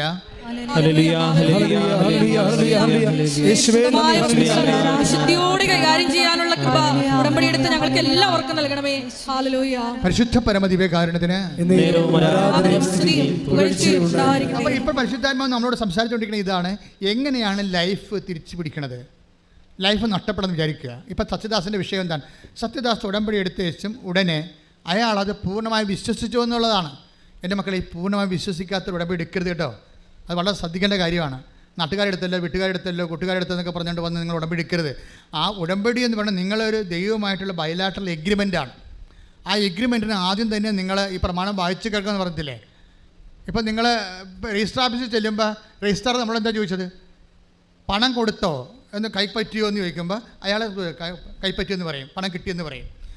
പിന്നെ മറ്റുള്ളവരോട് ചോദിക്കണത് എന്താണ്, ആധാരം വായിച്ചു നോക്കിയോ, അല്ലേ? അങ്ങനെ ചോദിക്കത്തില്ലേ, ആധാരം വായിച്ചു നോക്കി. അപ്പോൾ ഇവർ പറയാം വായിച്ചു നോക്കിയെന്ന് പറയും. എവിടാ വായിച്ചു നോക്കിയെങ്കിൽ പിന്നെ എന്തിനാണ് കൃപാസനത്തിൽ വന്നിട്ട് വഴിയില്ലെന്ന് പറയണത്? അപ്പോൾ വായിച്ചു നോക്കിയില്ലെന്നല്ല എൻ്റെ അർത്ഥം. അച്ഛൻ ഒരു അബദ്ധം പറ്റിപ്പോയി, ചതിയായിപ്പോയി. എന്ത് പറ്റി? പ്രമാണം കിട്ടി, പക്ഷേ അതിൻ്റെ സ്ഥലമുണ്ട്, എല്ലാം ഉണ്ട്, പക്ഷേ വഴിയില്ലെന്ന്. പിന്നെ ഹെലികോപ്റ്റർ ഇറങ്ങാൻ പോടാ, അതിനുവേണ്ടി പ്രളയം ഇടേണ്ടി വരും മിക്കവാറും. അതാ പ്രശ്നം, അതാ വായിച്ചു നോക്കില്ലെന്ന് അർത്ഥം. ഇങ്ങനെ കുറേ അണ്ണന്മാർ ഉടമ്പടി ചെയ്തിട്ടുണ്ട് വായിച്ചു നോക്കാതെ കറക്റ്റായിട്ട്. പക്ഷേ സത്യദാസ് അങ്ങനെയല്ല, ഏറ്റവും കാര്യങ്ങൾ വായിച്ചു നോക്കി. അതിൻ്റെ അത് നമുക്ക് തരുന്ന പ്രോമിസ് എന്താണെന്ന് നോക്കി. പ്രോമിസ് എന്താണ്? ഞാൻ നിൻ്റെ കൂടെ വരും. എങ്ങനെയാണ്? ഞാൻ തന്നെ നിൻ്റെ കൂടെ വരും, നിന്നെ ആശ്വസിപ്പിക്കും. വെടപ്പാട് 33:14. ശ്രദ്ധിക്കട്ടെ. ഹല്ലേലൂയ, ഹല്ലേലൂയ, ഹല്ലേലൂയ, ഹല്ലേലൂയ. യേശുവേ നന്ദി, യേശുവേ സ്തുതി. ഹല്ലേലൂയ. പുറപ്പാട് 33:14. പുറപ്പാട് 33:14. കർത്താവ് പറഞ്ഞു, ഞാൻ തന്നെ നിന്നോട് കൂടെ വരികയും ഹല്ലേലൂയ, ഹല്ലേലൂയ, ഹല്ലേലൂയ, നിനക്ക് ആശ്വാസം നൽകുകയും ചെയ്യും. അല്ല, പന്ത് കളി കാണാനല്ല കൂടെ വരണത്, മനസ്സിലായില്ലേ? ഞാൻ തന്നെ ഒന്ന് പറഞ്ഞു, ഞാൻ തന്നെ നിന്റെ കൂടെ വരികയും നിനക്ക് ആശ്വാസം നൽകുകയും ചെയ്യും. ഒന്ന് പ്രാർത്ഥിക്കുക. കർത്താവേ, എന്റെ ജീവിത വഴികളില് ഞാൻ പതറിപ്പോകുമ്പോഴേ എന്നെ ചേർത്ത് പിടിക്കാൻ എനിക്ക് ആശ്വാസം നൽകാൻ എന്റെ കൂടെ വരുമെന്ന് ഉടമ്പടിയിലൂടെ വാഗ്ദാനം ചെയ്ത ദൈവമേ, സ്തുതിക്കുന്നു, ആരാധിക്കുന്നു, നന്ദി പറയുന്നു.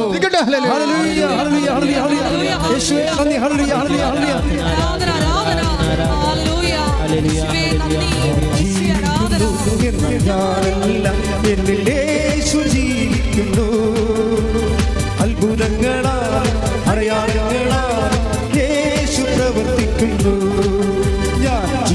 ജീവിക്കുന്നു, എന്നാൽ ഞാനല്ല, എന്നിൽ യേശു ജീവിക്കുന്നു.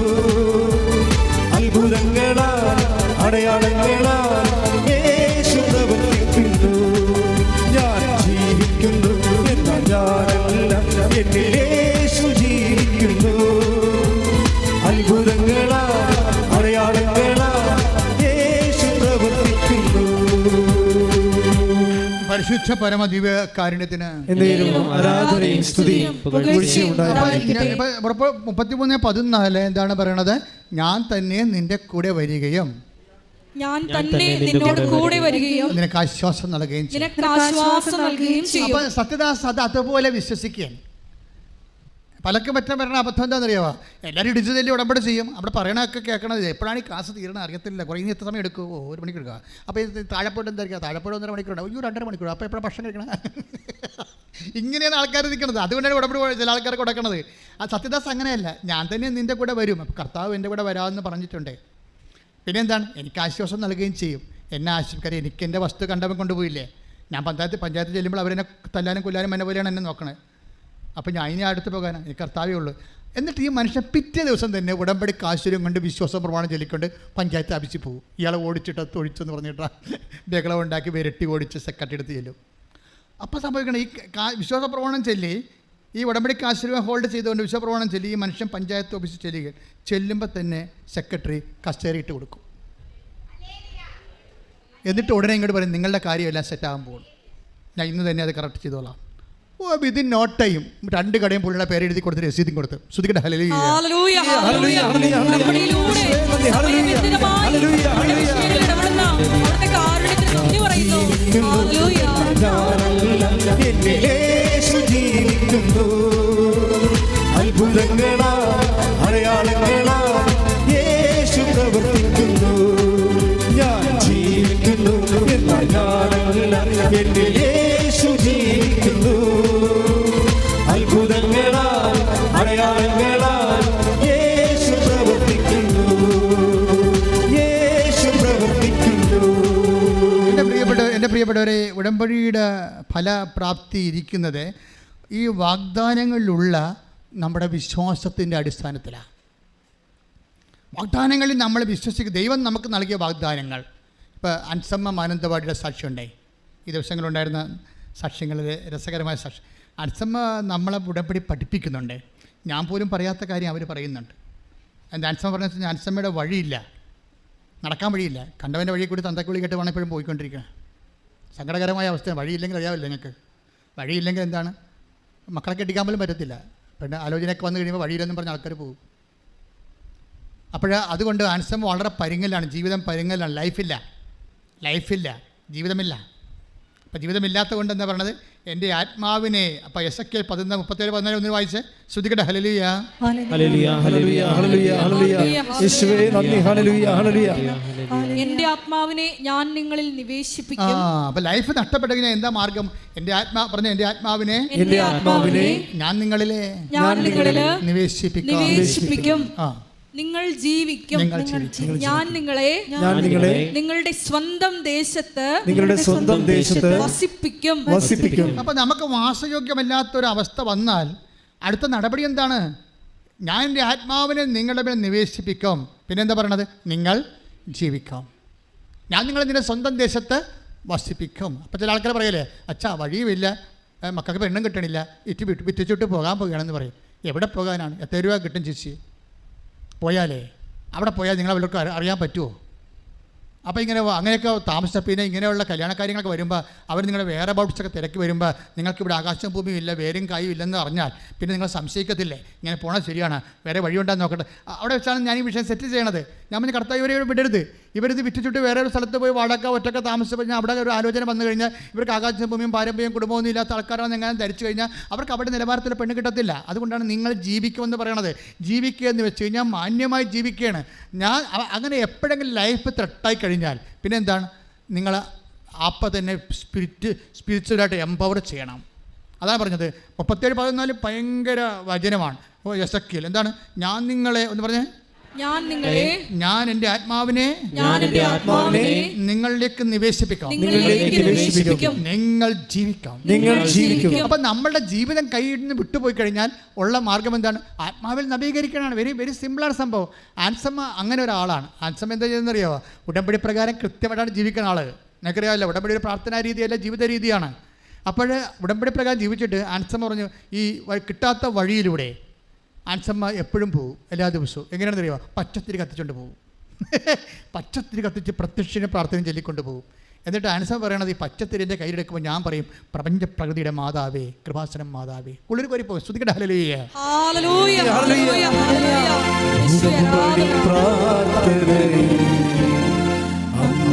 ഉടനടി പരിഹാരമേകും ഉടമ്പടി പ്രാർത്ഥനയിൽ അമ്മ ഉടനടി പരിഹാരമേകും അവൻ പറയുന്നതും ചെയ്തിടുകിൽ ജീവിതം ധന്യമായി തീർന്നിടും. അവൻ പറയുന്നതും ചെയ്തിടുകിൽ ജീവിതം ധന്യമായി തീർന്നിടും. നമ്മൾ പ്രത്യക്ഷീകരണ പ്രാർത്ഥന ചെല്ലുമ്പോൾ ആൻസമ്മ ചെല്ലുന്ന പ്രാർത്ഥന എന്താ അറിയാം? അതിൻ്റെ കൂടെ നമുക്ക് എന്ത് ചെല്ലിയാലേ പ്രത്യക്ഷീകരണ പ്രാർത്ഥന ചെല്ലാൻ പറ്റത്തുള്ളൂ?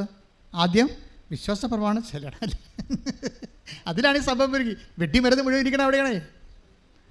വെടിമരുന്ന് നമ്മൾ ഈ വിശ്വാസ പ്രമാണത്തിലിരിക്കുന്ന വെടിമരുന്നിനെ പ്രത്യക്ഷീകരണ പ്രാർത്ഥന കൊണ്ട് കത്തിക്കണം നമ്മൾ ചെയ്യണത്. പ്രത്യക്ഷീകരണ പ്രാർത്ഥന തീയാണ്. അമ്മയുടെ പ്രത്യക്ഷീകരണം സാധൂകരിക്കുക, നീതീകരിക്കുക എന്നുള്ളത് അമ്മയുടെ ചുമതലയാണ്.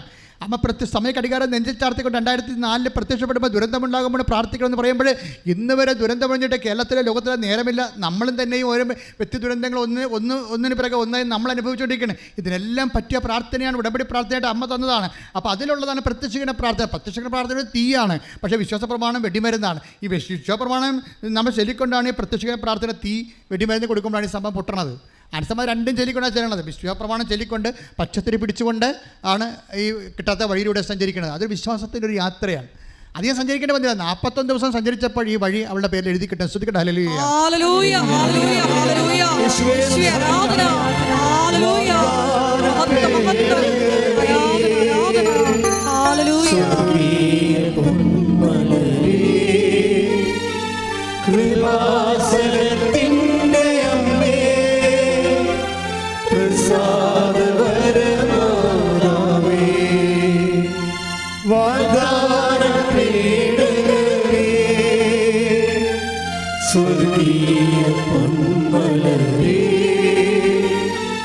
കൃപാസനത്തിൻ്റെ അമ്മേ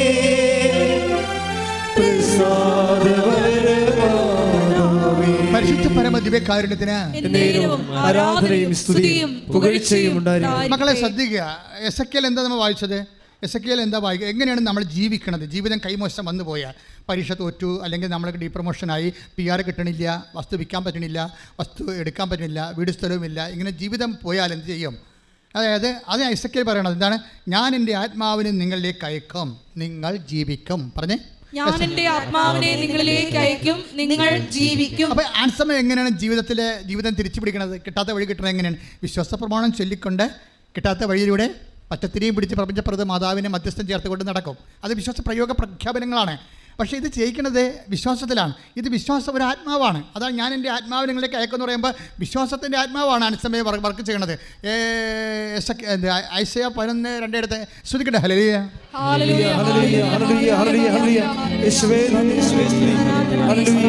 ഐസയ 11:2 കർത്താവിന്റെ ആത്മാവ് അവന്റെ മേൽ ആവസിക്കും. വായിച്ചോളൂ. ജ്ഞാനത്തിന്റെയും വിവേകത്തിന്റെയും ആത്മാവ്, ഉപദേശത്തിന്റെയും ശക്തിയുടെയും ആത്മാവ്, അറിവിന്റെയും ദൈവഭക്തിയുടെയും ആത്മാവ്. അപ്പോൾ കർത്താവിൻ്റെ ഇതെല്ലാം കൂടുന്നതല്ല വിശ്വാസം. അതായത് കർത്താവിൻ്റെ ആത്മാവെന്ന് പറയുമ്പോൾ അതിനകത്തുണ്ട് ജ്ഞാനമുണ്ട്, അറിവുണ്ട്, വിശ്വാസമുണ്ട്, അങ്ങനെ എല്ലാമാണ്. അപ്പോൾ നമുക്ക് ഈ വിഷയത്തിൽ, നിങ്ങൾക്കൊരു വിഷയത്തിൽ, ഇപ്പോൾ സത്യദാസ് പഞ്ചായത്തിലേക്ക് പോവുകയാണ്. എന്താ കാര്യം? കർത്താവിൻ്റെ കൂടെയുണ്ട്. ഇനി കർത്താവായിരിക്കും എനിക്ക് വേണ്ടി വാദിക്കണം എന്ന് പറയുമ്പോൾ അത് വിശ്വാസമാണ്, അതൊരു ജ്ഞാനമാണ്, അതറിവാണ്, കർത്താവിൻ്റെ ആത്മാവാണ്. കൈയിടിച്ച് കർത്താവ് ഞങ്ങളെല്ലാവരുടെയും മേല് അവിടുത്തെ ആത്മാവിനെ പ്രത്യേകമായി നിവേശിപ്പിക്കണമേ. ഞങ്ങളെ സാക്ഷികളായി ഉയർത്തണമേ. ഒരുമിച്ച് സ്വരത്തിലെ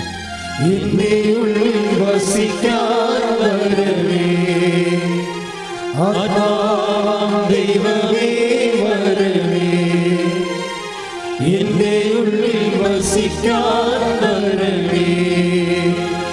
ദാഹിച്ചു നിന്നെ ഞാൻ തേടുന്നു, സ്വർഗം തുറന്നിറങ്ങി നീ വരണേ. ദാഹിച്ചു നിന്നെ ഞാൻ തേടുന്നു, സ്വർഗം തുറന്നിറങ്ങി നീ വരണേ. ദൈവമേ വരണേ, എന്റെ ഉള്ളിൽ വസിക്കാൻ വരണേ. പരിശുദ്ധ പരമദിവ്യകാരുണ്യത്തിന് ആരാധനയും സ്തുതിയും പുകഴ്ചയും ഉണ്ടായിരിക്കട്ടെ. നമ്മൾ ദൈവമായിട്ട് ഉടമ്പടിയിലായി കഴിയുമ്പോൾ ഞങ്ങൾ ശ്രദ്ധിക്കണം എന്താണെന്നറിയാവോ? ദൈവത്തിൻ്റെ ആത്മാവ്, ജ്ഞാനത്തിൻ്റെ അറിവിൻ്റെയും ആത്മാവ്, ഭക്തിയുടെയും വിശ്വാസത്തിൻ്റെയും ആത്മാവ് നിങ്ങളിൽ നിലനിൽക്കണമെന്നാണ് ഞാൻ ആഗ്രഹിക്കണം, അല്ലേ? അങ്ങനെ ആത്മാവ്, കാരണം ജീവിതം കയ്യിൽ നിന്ന് പോയാൽ പിന്നെ എസെക്കിയേൽ 37:14 അനുസരിച്ച് കൊണ്ട് ജീവിതം തിരിച്ചു പിടിക്കാനുള്ള മാർഗം എന്താണ്? ഞാൻ എൻ്റെ ആത്മാവിനെ നിങ്ങളിലേക്ക് കയക്കും, ആത്മാവിനെ തിരിച്ചു പിടിക്കുക എന്നാണ്. ജീവിതം കയ്യിൽ നിന്ന് പോയാൽ ആത്മാവ് നിർവീര്യമായി പോയിട്ടുണ്ടെങ്കിൽ, take the word of God, Ephesians 4:30. ഹല്ലേലൂയ ഹല്ലേലൂയ ഹല്ലേലൂയ ഹല്ലേലൂയ. യേശുവേ നന്ദി. ഹല്ലേലൂയ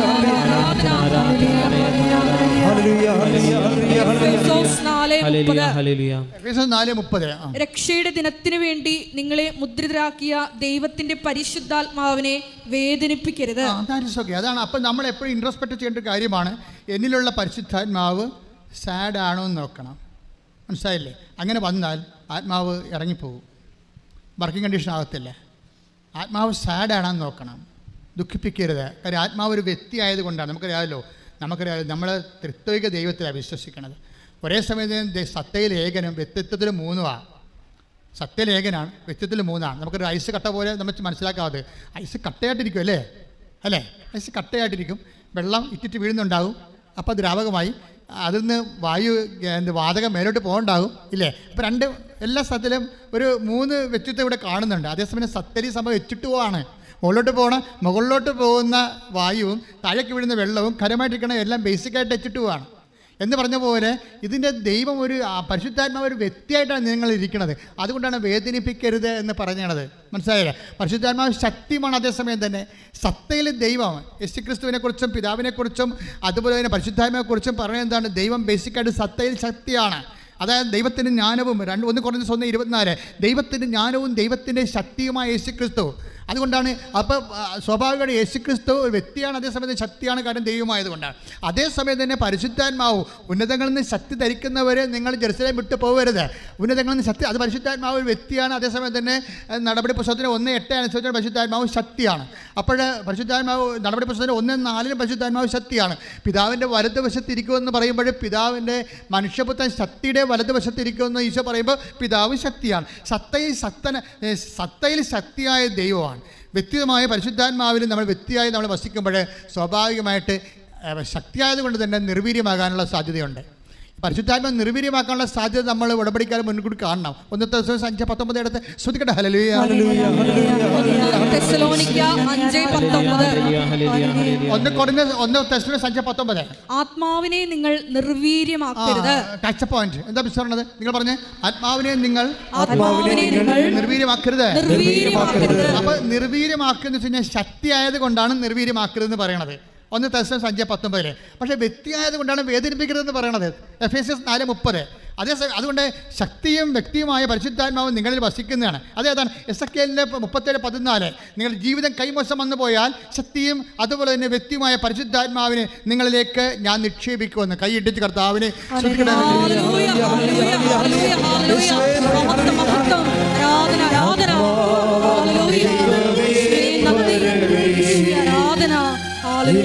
ഉള്ളിൽ വസിക്കാൻ വരണേ.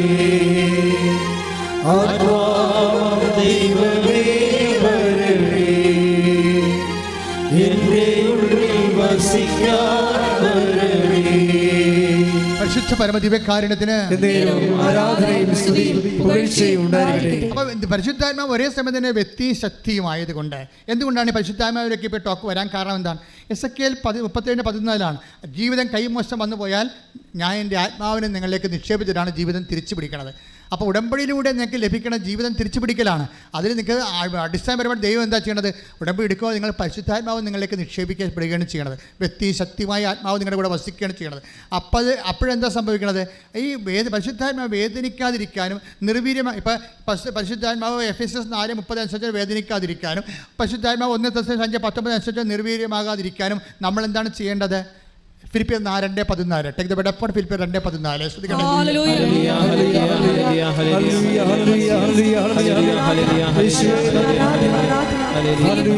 ഫിലിപ്പിയർ 2:14 എല്ലാ കാര്യങ്ങളും മുറുമുറുപ്പും തർക്കവും കൂടാതെ ചെയ്യുവിൻ.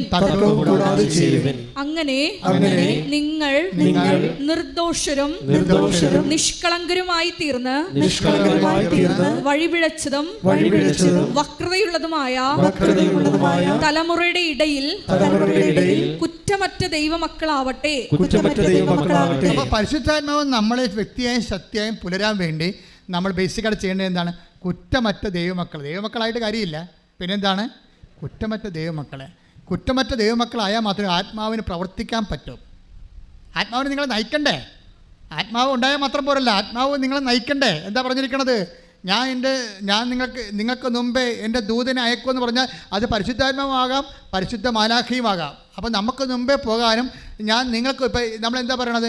ഞാൻ നിങ്ങൾക്ക് മുമ്പേ എന്ന് പറഞ്ഞാൽ പിതാവ് മാത്രമല്ല, പുത്രൻ മാത്രമല്ല, പരിശുദ്ധാത്മ മാത്രമല്ല. അപ്പോൾ നിങ്ങൾക്ക് മുമ്പേ പോകുന്ന വ്യക്തിയും ശക്തിയും അതെന്താണ്? ഞാൻ നിങ്ങൾക്ക് മുമ്പേ. ഇപ്പോൾ ഞാൻ എന്തെങ്കിലും പ്രശ്നങ്ങളുണ്ടെന്ന് പറയുന്നവരില്ലേ ആൾക്കാർ, എൻ്റെ അടുത്ത് എന്നെ കാണാൻ വരുമ്പോൾ ആൾക്കാർ പറയുമല്ലോ, ഞങ്ങൾക്ക് അച്ഛാ ഭാഗവടപടി നടക്കണില്ല, അല്ലെങ്കിൽ എനിക്ക് പൈസ ആൾക്കാർ വാങ്ങിച്ചുകൊണ്ട് പോയിട്ട് ജോലി തരാമെന്ന് പറഞ്ഞ് പൈസ വാങ്ങിച്ചു, എന്നിട്ട് തിരിച്ചു കിട്ടണില്ല, ഞാൻ ഒരുത്തനെ സഹായിച്ചു, ഇപ്പോഴവനത് തിരിച്ചു തരണില്ല എന്നൊക്കെ പറയുമ്പോൾ തിരിച്ച് എനിക്ക് എതിരെ കള്ളക്കേസ് വരെ കൊടുക്കുന്ന അവസ്ഥയിലാണ് ഇപ്പോൾ ഞാൻ വരണത്. അവൻ്റെ പിടിച്ച് നിൽപ്പിനെന്ന് പറയുമ്പോൾ ഞാൻ എന്താ ചെയ്യണത്? നിങ്ങൾക്ക് മുമ്പേ, നിങ്ങളിനി അവൻ്റെ അടുത്ത് പോണ മുമ്പ് എന്താ ഐസയ 45:2 ഉണ്ട്. എന്താണ്? ഞാൻ നിങ്ങൾക്ക് മുമ്പേ പോവുകയും, അത് ദൈവത്തിൻ്റെ ആദ്യകാലം പോലെയുള്ള നടപടിക്രമങ്ങളാണ്. ഞാൻ നിങ്ങൾക്ക് മുമ്പേ പോവുകയും പിച്ചളവാതിലുകളെ തകർക്കുകയും ഇരുമ്പോടാമ്പൽ ഒടിക്കുകയും ചെയ്യുമെന്ന് കൈയിട്ടിച്ച് കർത്താവല്ലേ. ഞങ്ങളുടെ ശത്രുക്കളെ തുരത്തി ഓടിക്കുന്ന അവിടുത്തെ സാന്നിധ്യത്തിന് നന്ദി പറയുന്നു. അഭിഷേകം ചെയ്യണേ, പരിശുദ്ധി നൽകണേ, തിരുരക്തത്താൽ അഭിഷേകം ചെയ്യണേ, അഗ്നിയാൽ പരിശുദ്ധി നൽകണേ. ദൈവമേ വരണേ, എന്റെ ഉള്ളിൽ വസിക്കാൻ വരണേ. പരിശുദ്ധ പരമദിവ്യകാരുണ്യത്തിന് ആരാധനയും സ്തുതിയും പുകഴ്ചയും ഉണ്ടായിരിക്കട്ടെ. അപ്പം നിങ്ങൾ ഈ വചനമൊക്കെ ഇടയ്ക്കിടയ്ക്ക് വായിച്ചുകൊണ്ട് വേണം ഇങ്ങനെയുള്ള ആളുടെടുത്തൊക്കെ പോകാൻ. തടസ്സമാണ്, നടക്കത്തില്ല, ലോൺ തരത്തില്ല, നിങ്ങളുടെ മൂത്ത മകൻ്റെ ലോൺ കൊടുത്തിട്ടുണ്ട്, ആ വിദ്യാഭ്യാസ ലോൺ നിങ്ങൾ റീസെറ്റ് ചെയ്തിട്ടില്ല, അതിന് ഇളയ മകന് ലോൺ തരത്തില്ല എന്നൊക്കെ പറയുമ്പോഴേ എത്ര ഉടമ്പടി നിങ്ങൾ സാക്ഷ്യം കേൾക്കണില്ലേ? എത്ര പേരാണ്? ഒരു ബാങ്ക് തന്നില്ലെങ്കിൽ അവിടെ പിത്തള വാതിലാണെങ്കിൽ കർത്താവ് തകർത്തുകൊണ്ട് അടുത്ത വാതിലൂടെ കർത്താവ് നിനക്കത് തരും. നീ മനസ്സ് തിരിച്ചു പോകേണ്ട കാര്യമില്ല, എന്താണ്? നമുക്ക് തന്നിരിക്കുന്ന വാഗ്ദാനമാണ്. ഞാൻ നിനക്ക് മുമ്പേ പോകും, പിത്തള വാതിൽ തറക്കും, ഇരുമ്പോടാമ്പൽ ഒടിക്കും, മലകൾ നിരപ്പാക്കും, കൈയിട്ടിച്ച് കർത്താവല്ലേ.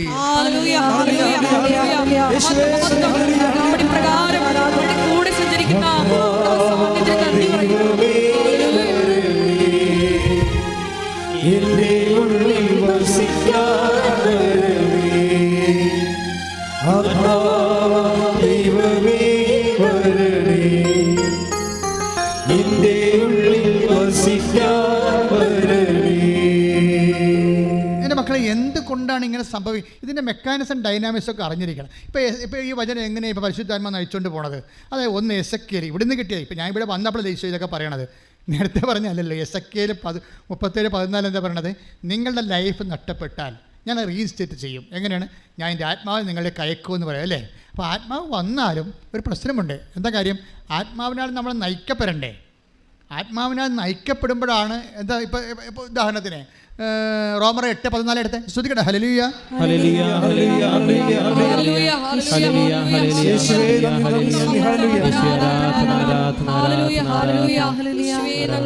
ആരാധന. റോമർ 8:14 ദൈവാത്മാവിനാൽ നയിക്കപ്പെടുന്നവരെല്ലാം ഒന്ന് പറഞ്ഞേ. ദൈവാത്മാവിനാൽ നയിക്കപ്പെടുന്നവരെല്ലാം ദൈവത്തിന്റെ പുത്രന്മാരാണ്. ഇപ്പം പിടികിട്ടിയ? അതായത് പരിശുദ്ധാത്മാവ് വന്നാൽ മാത്രം പോരാ, നമ്മൾ നയിക്കപ്പെടണം. പരിശുദ്ധാത്മാവിനാൽ നമ്മളെ നയിക്കപ്പെടണം. അതെങ്ങനെയാണ്? ഇപ്പം ഞാൻ ഈ കുഞ്ഞുങ്ങളൊക്കെ വരികയല്ലേ, ഇപ്പോൾ ഈ IELTS-കാരൊക്കെ വന്ന് പ്രാർത്ഥിക്കുമല്ലോ പരീക്ഷയ്ക്ക്. ഇപ്പോൾ ഞാൻ അവിടെയൊക്കെ കൈവച്ച് തലയൊക്കെ കൈവച്ച് സൈത്തൊക്കെ പൂശി കൊടുക്കും. അവർക്ക് നെറ്റിക്ക് പൂശും, ഓർമ്മശക്തിക്ക് പൂശും, ഫോർഹെഡിന് പൂശും, എല്ലാ പ്രത്യേക പ്രാർത്ഥനയുണ്ട് അതിനെല്ലാം. അപ്പോൾ പ്രാർത്ഥിക്കുമ്പോൾ ഞാൻ പറയും, മക്കളെ അച്ഛൻ നിങ്ങൾ അങ്ഷം ചെയ്തിട്ടുണ്ട്, നിങ്ങളായിട്ട് ആത്മാവിൻ്റെ വീര്യം നഷ്ടപ്പെടുത്തരുത്. ഞാൻ പറയുന്നത് മക്കളെ ഇപ്പോൾ പരീക്ഷ വരെ എങ്കിലും നിങ്ങളത് കീപ്പ് ചെയ്യണം. അത് കഴിഞ്ഞ് കീപ്പ് ചെയ്യണം, പക്ഷെ അതല്ല ഇൻറ്റൻസീവായിട്ട് പരീക്ഷ വരെ ശ്രദ്ധിക്കണം. നിങ്ങൾ ചേട്ടന്മാരുമായിട്ട് അടിയുണ്ടാക്കാനൊന്നും പോരുമെന്ന് പറയും. ഇപ്പോൾ ചിലപ്പോൾ ഇപ്പോൾ അനിയത്തിയോടെ അടി വെക്കുമല്ലേ ഇതിൽ. അപ്പോൾ അങ്ങനെ പോയി കഴിഞ്ഞാൽ കുഴപ്പമെന്ന് വെച്ച് കഴിഞ്ഞാൽ പിന്നെ മത്സരമൊക്കെ വരത്തില്ലേ. ഇപ്പോൾ ഒരു ഇസ്ത്രീയാണെന്ന് വിചാരിച്ചോ, ചേർത്തിയോട് അമ്മ പറയും, എടി ആ ഷർട്ടൊന്നും ഇസ്ത്രീയിട്ട് അവനിപ്പോൾ വരും, അവനിപ്പോൾ സ്ഥലത്ത് പോകേണ്ടതെന്ന് പറയുമ്പോൾ ഇവളെ പഠിച്ചുകൊണ്ടിരിക്കത്തില്ലേ. അപ്പോൾ അവൾ പറയും, എനിക്ക് പറ്റത്തില്ല മമ്മി, അനിയത്തിയോട് ഞാനാണിത് കഴുകിയിട്ടത്, അവളവിടെ മൊബൈലിൽ കളിച്ചുകൊണ്ടിരിക്കുകയാണ്, അവളോട് പറയാൻ പറയും.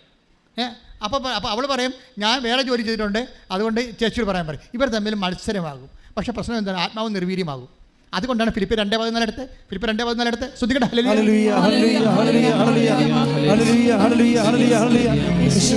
ഫിലിപ്പി 2:14 എല്ലാ കാര്യങ്ങളും മുറുമുറുപ്പും തർക്കവും കൂടാതെ ചെയ്യുവിൻ. അങ്ങനെ നിങ്ങൾ നിർദോഷരും നിഷ്കളങ്കരുമായി തീർന്ന് വഴിപിഴച്ചതും വക്രതയുള്ളതുമായ തലമുറയുടെ ഇടയിൽ കുറ്റമറ്റ ദൈവമക്കളാവട്ടെ. ദൈവമക്കളായ മാത്രം പോരാ, പിന്നെന്താണ്? കുറ്റമറ്റ ദൈവമക്കളാകണം. ദൈവമക്കളാകും എല്ലാവരും. എല്ലാം ജ്ഞാനസ്ഥാനപ്പെട്ടിരിക്കുന്ന ദൈവമക്കളാകുമല്ലോ, ഇല്ലേ? ഇപ്പം ജ്ഞാനസ്ഥാനത്തിൻ്റെ കുദാശൻ്റെ അർത്ഥം എന്താണ്? ഉൽപ്പദോഷം നീക്കി, കർമ്മദോഷമുണ്ട് അത് നീക്കി നമ്മളെ ക്രൈസ്തവരും ദൈവത്തിൻ്റെ മക്കളാക്കി തീർക്കുന്ന കുദാശയാകുന്നു, അല്ലേ? അപ്പോൾ ദൈവത്തിൻ്റെ മക്കളാകും ജ്ഞാനസ്ഥാനപ്പെട്ട, പക്ഷെ കുറ്റമറ്റ ദൈവമക്കളാകണം. ഇവിടെയാണ് പ്രശ്നം. ജ്ഞാനസ്ഥാനം ചില സമയത്ത് ജീവിതത്തിൻ്റെ ചില വിഷയങ്ങൾ താങ്ങാത്തതിൻ്റെ കാരണം ജ്ഞാനസ്ഥാനപ്പെട്ടവരെ കുറ്റമത്തോടെയാണ് ജീവിക്കണമെന്നുണ്ടെങ്കിൽ പരിശുദ്ധാത്മാവിൻ്റെ ആനുകൂല്യം നമുക്ക് കിട്ടാതെ വരും. നമുക്ക് സബ്സിഡിയൊക്കെ അനുവദിച്ചിട്ടുണ്ട്, ഗ്രാൻഡ് ഉണ്ട്, സബ്സിഡി ഉണ്ട്. അപ്പോഴേ ഗ്രാൻഡ് സബ്സിഡി ചെയ്യുമ്പോൾ ചില ആൾക്കാർ ചെന്നുവെച്ചും സാറേ സബ്സിഡി കിട്ടിയില്ലല്ലോ എന്ന് പറയും. അപ്പോൾ അവർ തന്ന കാശ് എങ്ങനെ മുടക്കിയെന്ന് ചോദിക്കും. അവർ തന്ന കാശ് കൊണ്ട് പുട്ടടിച്ച് കാണും, അപ്പോൾ പിന്നെ സബ്സിഡി ഇല്ല. അതാണ് പ്രശ്നം വരുന്നത്. അതാണ് ഇതിനകത്ത് വരുന്ന വിഷയം. അതായത് ജ്ഞാനസ്ഥാനം തന്നെ നമ്മൾ പെടുമ്പോൾ ഓർക്കേണ്ട കാര്യം വെച്ച് കഴിഞ്ഞാൽ അത് തന്നെ പരിശുദ്ധാത്മാവിനെ ജീവിതകാലം മുഴുവൻ ദുഃഖിപ്പിക്കാതെ ആത്മാവിൽ ജീവിക്കാൻ വേണ്ടിയാണ്. എന്താണ്? ജീവിതം കൈവിട്ടു പോയാൽ എന്താ ഇവിടെ പറഞ്ഞിരിക്കുന്നത്? വക്രതയാർന്നതും ദുഷ്ടമായുള്ള സമൂഹത്തിൽ ജീവിക്കുമ്പോൾ നീ അവിടെ നിഷ്കളങ്കമായൊരു മനസ്സ് സൂക്ഷിച്ചുകൊണ്ട് ആത്മാവിനെ ബലപ്പെടുത്താൻ പറഞ്ഞിരിക്കുകയാണ്. ആത്മാവിനെ ബലപ്പെടുത്തിയാൽ എന്താ ഗുണമെന്നറിയാവോ? എന്താ ഗുണം? പിന്നെ നമ്മളായിരിക്കില്ല. ഈശോ പറഞ്ഞിട്ടില്ലേ, ഞാൻ കുഞ്ഞുങ്ങളോട് പറയുമേ, മക്കളെ ഇമ്മീഡിയറ്റ് മെമ്മറി എന്ന് പറഞ്ഞ സംഭവമുണ്ട്. ഇമ്മീഡിയറ്റ് മെമ്മറി നിങ്ങൾക്കുള്ള ലോക്കൽ മെമ്മറിയാണ്. നിങ്ങൾ പച്ച മഷി കൊണ്ട് വരച്ചും ചുവപ്പ് മഷി കൊണ്ട് വരച്ചും നക്ഷത്ര ചിഹ്നമൊക്കെ കിട്ടും പാഠപുസ്തകത്തിൽ ലോക്കൽ മെമ്മറി ഉണ്ടാക്കി. That is created memory. നമുക്ക് സയൻസ് സ്റ്റുഡൻസിന് ആവശ്യമുള്ളത്, ലാംഗ്വേജ് സ്റ്റുഡൻസിന് ആവശ്യമുള്ള അറ്റ് എ ടൈം മെമ്മറിയാണ്, ഇമ്മീഡിയറ്റ് മെമ്മറിയാണ്. ഇമ്മീഡിയറ്റ് മെമ്മറി എന്ന് പറഞ്ഞാൽ എന്താണ്? അത് ആ സമയത്ത് കിട്ടണം. നിങ്ങൾ പറയത്തില്ല പരീക്ഷയുടെ സമയത്ത് ആ മെമ്മറി പോയി. എങ്ങനെ മെമ്മറി പോണത്? അത് നിങ്ങൾ എന്തെങ്കിലും ഇമോഷണൽ കോഷിങ് ഉണ്ടാകുമ്പോൾ അത് പോകും. അല്ലെങ്കിൽ നിങ്ങൾ പോണ വണ്ടി വേറെ ഓട്ടോറിക്ഷ വെച്ചിട്ട് ഓട്ടോറിക്ഷക്കാരന്മാരെല്ലാം തന്തയ്ക്ക് വിളിക്കുമ്പോൾ തന്നെ നിങ്ങൾ പഠിച്ചെല്ലാം മറന്നു പോകും. ഇത് പ്രശ്നം അതാണ്. ഒരു കാഷ്വാലിറ്റി, ഞാൻ കാഷ്വാലിറ്റി വരെ ബ്ലോക്ക് ചെയ്താണ് നിങ്ങളെ പ്രാർത്ഥിച്ച് വിടുന്നത്. ഇൻ കേസ് നിങ്ങളുടെ ഇമ്മീഡിയറ്റ് മെമ്മറി നഷ്ടപ്പെട്ടു പോകാതിരിക്കാൻ വേണ്ടി അത് ബ്ലോക്ക് ചെയ്ത് പ്രൊട്ടക്റ്റ് ചെയ്താണ് പ്രേയർ ചെയ്യണത്. അതെല്ലാവർക്കും അങ്ങനെ ചെയ്യണത്. അപ്പോൾ ഇപ്പോൾ എന്താ സംഭവിച്ചു കഴിഞ്ഞാൽ ആ 12 വർക്കൗട്ട് ചെയ്തേ. ലൂക്കായുടെ സുവിശേഷം 12:12 ശ്രദ്ധിക്കട്ടെ. ഹല്ലേലൂയ ഹല്ലേലൂയ ഹല്ലേലൂയ ഹല്ലേലൂയ ഹല്ലേലൂയ ഹല്ലേലൂയ ഹല്ലേലൂയ. യേശുവേ നന്ദി. ഹല്ലേലൂയ ഹല്ലേലൂയ ഹല്ലേലൂയ. ലൂക്ക 12:12 എന്താണ് പറയേണ്ടതെന്ന് ആ സമയത്ത് പരിശുദ്ധാത്മാവ് നിങ്ങളെ പഠിപ്പിക്കും. അതാണ് ആ സമയം, at a time, on time, ലൈവായിട്ട് അത് നമ്മൾ, അതായത് ചില സമയത്ത് കോടതിയിലായാലും പോലീസ് സ്റ്റേഷനിലായാലും അതുപോലെ തന്നെ വേറെ എവിടെയായാലും ഈ അറ്റ് എ ടൈം മെമ്മറി എന്ന് പറയുന്നത് വിവേകവുമായി ബന്ധപ്പെട്ട സംഭവമാണ്. വിവേകം, വിജ്ഞാനം, ജ്ഞാനപരവുമായിട്ട് ബന്ധപ്പെട്ടതാണ്. ജ്ഞാനപരത്തിൽ നിന്നാണ് അറ്റ് എ ടൈം മെമ്മറി കിട്ടുന്നത്. ഇപ്പം മദർ തെരേസയുടെ തെണ്ടി നടക്കിയിരുന്നു ഒരേ സ്ഥലത്ത്, അല്ലെ, മക്കൾ കുറേയധികം ഭയങ്കര ഡിസേബിൾ ആയിട്ടുള്ള ആൾക്കാരുള്ള കാരണം മദർ അവർക്ക് വേണ്ടി ഭക്ഷണത്തിന് വേണ്ടി കൽക്കട്ടയുടെ തെരുവിൽ ആദ്യകാലങ്ങളൊക്കെ ഒരേ സമയത്ത് ഒരേ കടയിൽ പോയി തെണ്ടുമായിരുന്നു പാത്രം കാണിച്ച്. അപ്പോൾ ഉടനെ അവർ ചിലർ തുപ്പിയൊക്കെ ഇട്ടുണ്ട്, നമ്മൾ ചരിത്രം വായിച്ചിട്ടുണ്ട്. അപ്പോൾ മദർ എന്താ പറയുന്നത്, that's okay, this is for me, ഇനി എനിക്ക് ഉള്ള എൻ്റെ മക്കൾക്കുള്ളത് തരാൻ പറയും, ഇത് എനിക്കുള്ളതാണ്, ഇനി എൻ്റെ മക്കൾക്കുള്ളത്. അത് അറ്റ് എ ടൈം മെമ്മറി എന്ന് പറയുന്നത് ജ്ഞാനപരമാണ്. അയാളുടെ ഹൃദയം അലിഞ്ഞുപോയി. ആ സമയത്ത് നിങ്ങൾ അതാണ് ലൂക്ക 12:12, അതായത് നിങ്ങൾ എന്താണ് പറയേണ്ടതെന്ന് ആ സമയത്ത് അറിവ് തരും. അക്കാര്യം ആ മനുഷ്യൻ്റെ ഹൃദയം ഇളക്കാൻ വേണ്ടി, മലകളെ നിരപ്പാക്കാൻ വേണ്ടി, ഇരുമ്പോടാമ്പൽ ഒടിക്കാൻ വേണ്ടി, പിച്ചള തകർക്കാൻ വേണ്ടി ഞാൻ നിൻ്റെ കൂടെ വരുമെന്ന് പറയുമ്പോൾ ആത്മാവിൻ്റെ വരവാണത്, ജ്ഞാനപരത്തോടെ വരവാണത്, കൃപയിലുള്ള വരവാണത്. ആത്മാവിനെ നഷ്ടപ്പെടുത്തരുത്, നീരുവിരിയമാക്കരുത്. ഈശോ പറഞ്ഞതിൻ്റെ അർത്ഥം കൈയടിച്ച് കിടത്താൻ ശ്രദ്ധിക്കട്ടെ.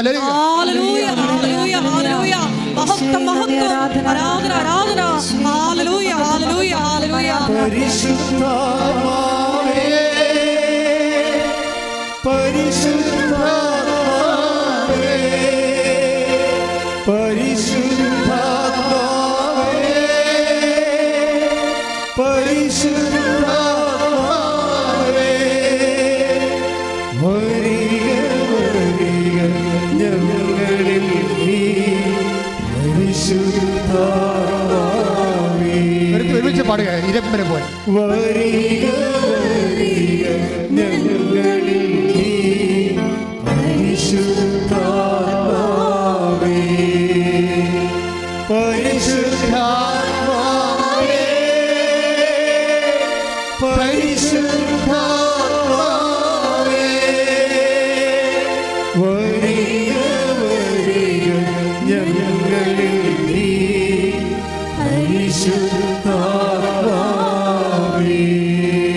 പരിശുദ്ധ പരമദിവ്യകാരുണ്യത്തിന് ആരാധനയും സ്തുതിയും പുകഴ്ചയും ഉണ്ടായിരിക്കും. അതുകൊണ്ട് ഇതിനെക്കുറിച്ചൊരു പ്രിക്കോഷൻ ഉണ്ടാണ് കേട്ടോ. കാര്യം ഉടമ്പടി ഇപ്പോൾ നമ്മൾ ആദ്യം പറഞ്ഞ എസെക്കിയേൽ 37:14 അനുസരിച്ച് കൊണ്ട് നമ്മുടെ ലൈഫ് കയ്യിൽ നിന്ന് വിട്ടുപോയാൽ അതിനെ റീസെറ്റ് ചെയ്യണത് എല്ലാം എന്താ ചെയ്യണത്, റീസെറ്റിൽ ചെയ്യണത് എല്ലാം എന്താണ്, പരിശുദ്ധാത്മാവാണ്. ഞാൻ എൻ്റെ ആത്മാവ് നിങ്ങളെ കയക്കും. I will resettle you in your own soil. അതാണ് അവസാനം പറഞ്ഞിരിക്കുന്നത്. നിൻ്റെ സ്ഥലത്ത് തന്നെ, നിനക്ക് യുക്തമായ സ്ഥലത്ത്, നിൻ്റെ സ്ഥലത്തെന്ന് പറയുമ്പോൾ നിൻ്റെ അപ്പനിടയ്ക്ക് നിനക്ക് ഓഹരി കിട്ടിയ സ്ഥലം എന്നല്ല അർത്ഥം. നിൻ്റെ ജീവിതം പുലരാൻ ദൈവ പൈതലേ, നിനക്ക് അനുയോജ്യമായ സ്ഥലത്ത് നിന്നെ കർത്താവ് പുനഃസ്ഥാപിക്കും. കൈയടിച്ച് കർത്താവ്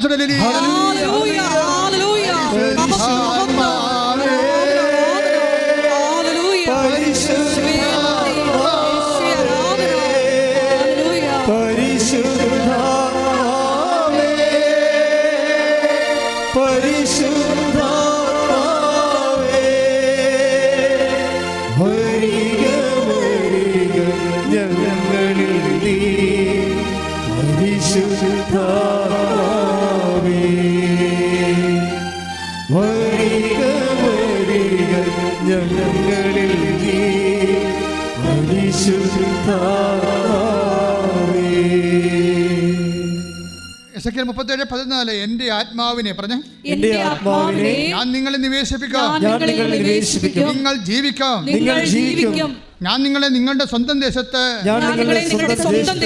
സമർപ്പിക്കാം. യുവർ ഓൺ സോയിൽ എന്ന് പറയുന്നത് എന്താണ്, നിനക്ക് നിൻ്റെ ജീവിതം പുലരാൻ അനുയോജ്യമായ ഇടമാണ്. അതാണ് യുവർ ഓൺ സോയിൽ. നിനക്ക് നിൻ്റെ ജീവിതം പുലരാൻ ഭയങ്കര ആഴമായ അർത്ഥമാണ്. ചിലപ്പോൾ കാനഡയിലായിരിക്കും, ചിലപ്പോൾ ഇംഗ്ലണ്ടിലായിരിക്കും, ചിലപ്പോൾ വേറെ രാജ്യങ്ങളായിരിക്കും, ചിലപ്പോൾ നമ്മുടെ രാജ്യത്ത് തന്നെയായിരിക്കും. ഇൻ യുവർ ഓൺ സോയിൽ ദൈവം നിനക്ക് കൽപ്പിച്ച് നൽകിയിരിക്കുന്ന ഇടത്ത് നിന്നെ എത്തിക്കും. എപ്പോഴാണ്? ഞാൻ എൻ്റെ ആത്മാവിനെ നിങ്ങളിലേക്ക് ആകർഷിപ്പിക്കും. പ്രാർത്ഥിക്കുക, കർത്താവേ നിന്റെ ആഗ്രഹപ്രകാരം ഹിതപ്രകാരം എനിക്കായി നിശ്ചയിച്ചിരിക്കുന്ന എന്റെ ജീവിതം പുലരാനുള്ള ഭൗതിക സാഹചര്യങ്ങള് എനിക്ക് വേണ്ടി നീ ഒരുക്കുമെന്ന അത് എന്നിൽ ചൊരിയുന്ന ആത്മാവിന്റെ ഫലത്താലാണെന്ന് എന്നെ മനസ്സിലാക്കി തന്നതിന് ഞാൻ നിനക്ക് നന്ദി പറയുന്നു. ഇതുകൊണ്ട് തന്നെയാണ് ഈ ആത്മാവിൻ്റെ ഒരു പ്രവർത്തനത്തിന് വിഖ്യാതമായി വരുന്ന നിലപാടുകൾ, പെരുമാറ്റ രീതികൾ നമ്മൾ ഒഴിവാക്കണമെന്ന് പറയുന്നത്. എഫെസ്യസ് 4:29. Take the word of God. ശ്രദ്ധിക്കട്ടെ. ഹല്ലേലൂയ. ഹല്ലേലൂയ ഹല്ലേലൂയ ഹല്ലേലൂയ ഹല്ലേലൂയ. യേശുവേ നന്ദി നന്ദി നന്ദി. ഹല്ലേലൂയ ഹല്ലേലൂയ. എഫേസ്യോസ് 4:29. നിങ്ങളുടെ അധരങ്ങളിൽ നിന്ന് തിന്മയുടെ വാക്കുകൾ പുറപ്പെടാതിരിക്കട്ടെ.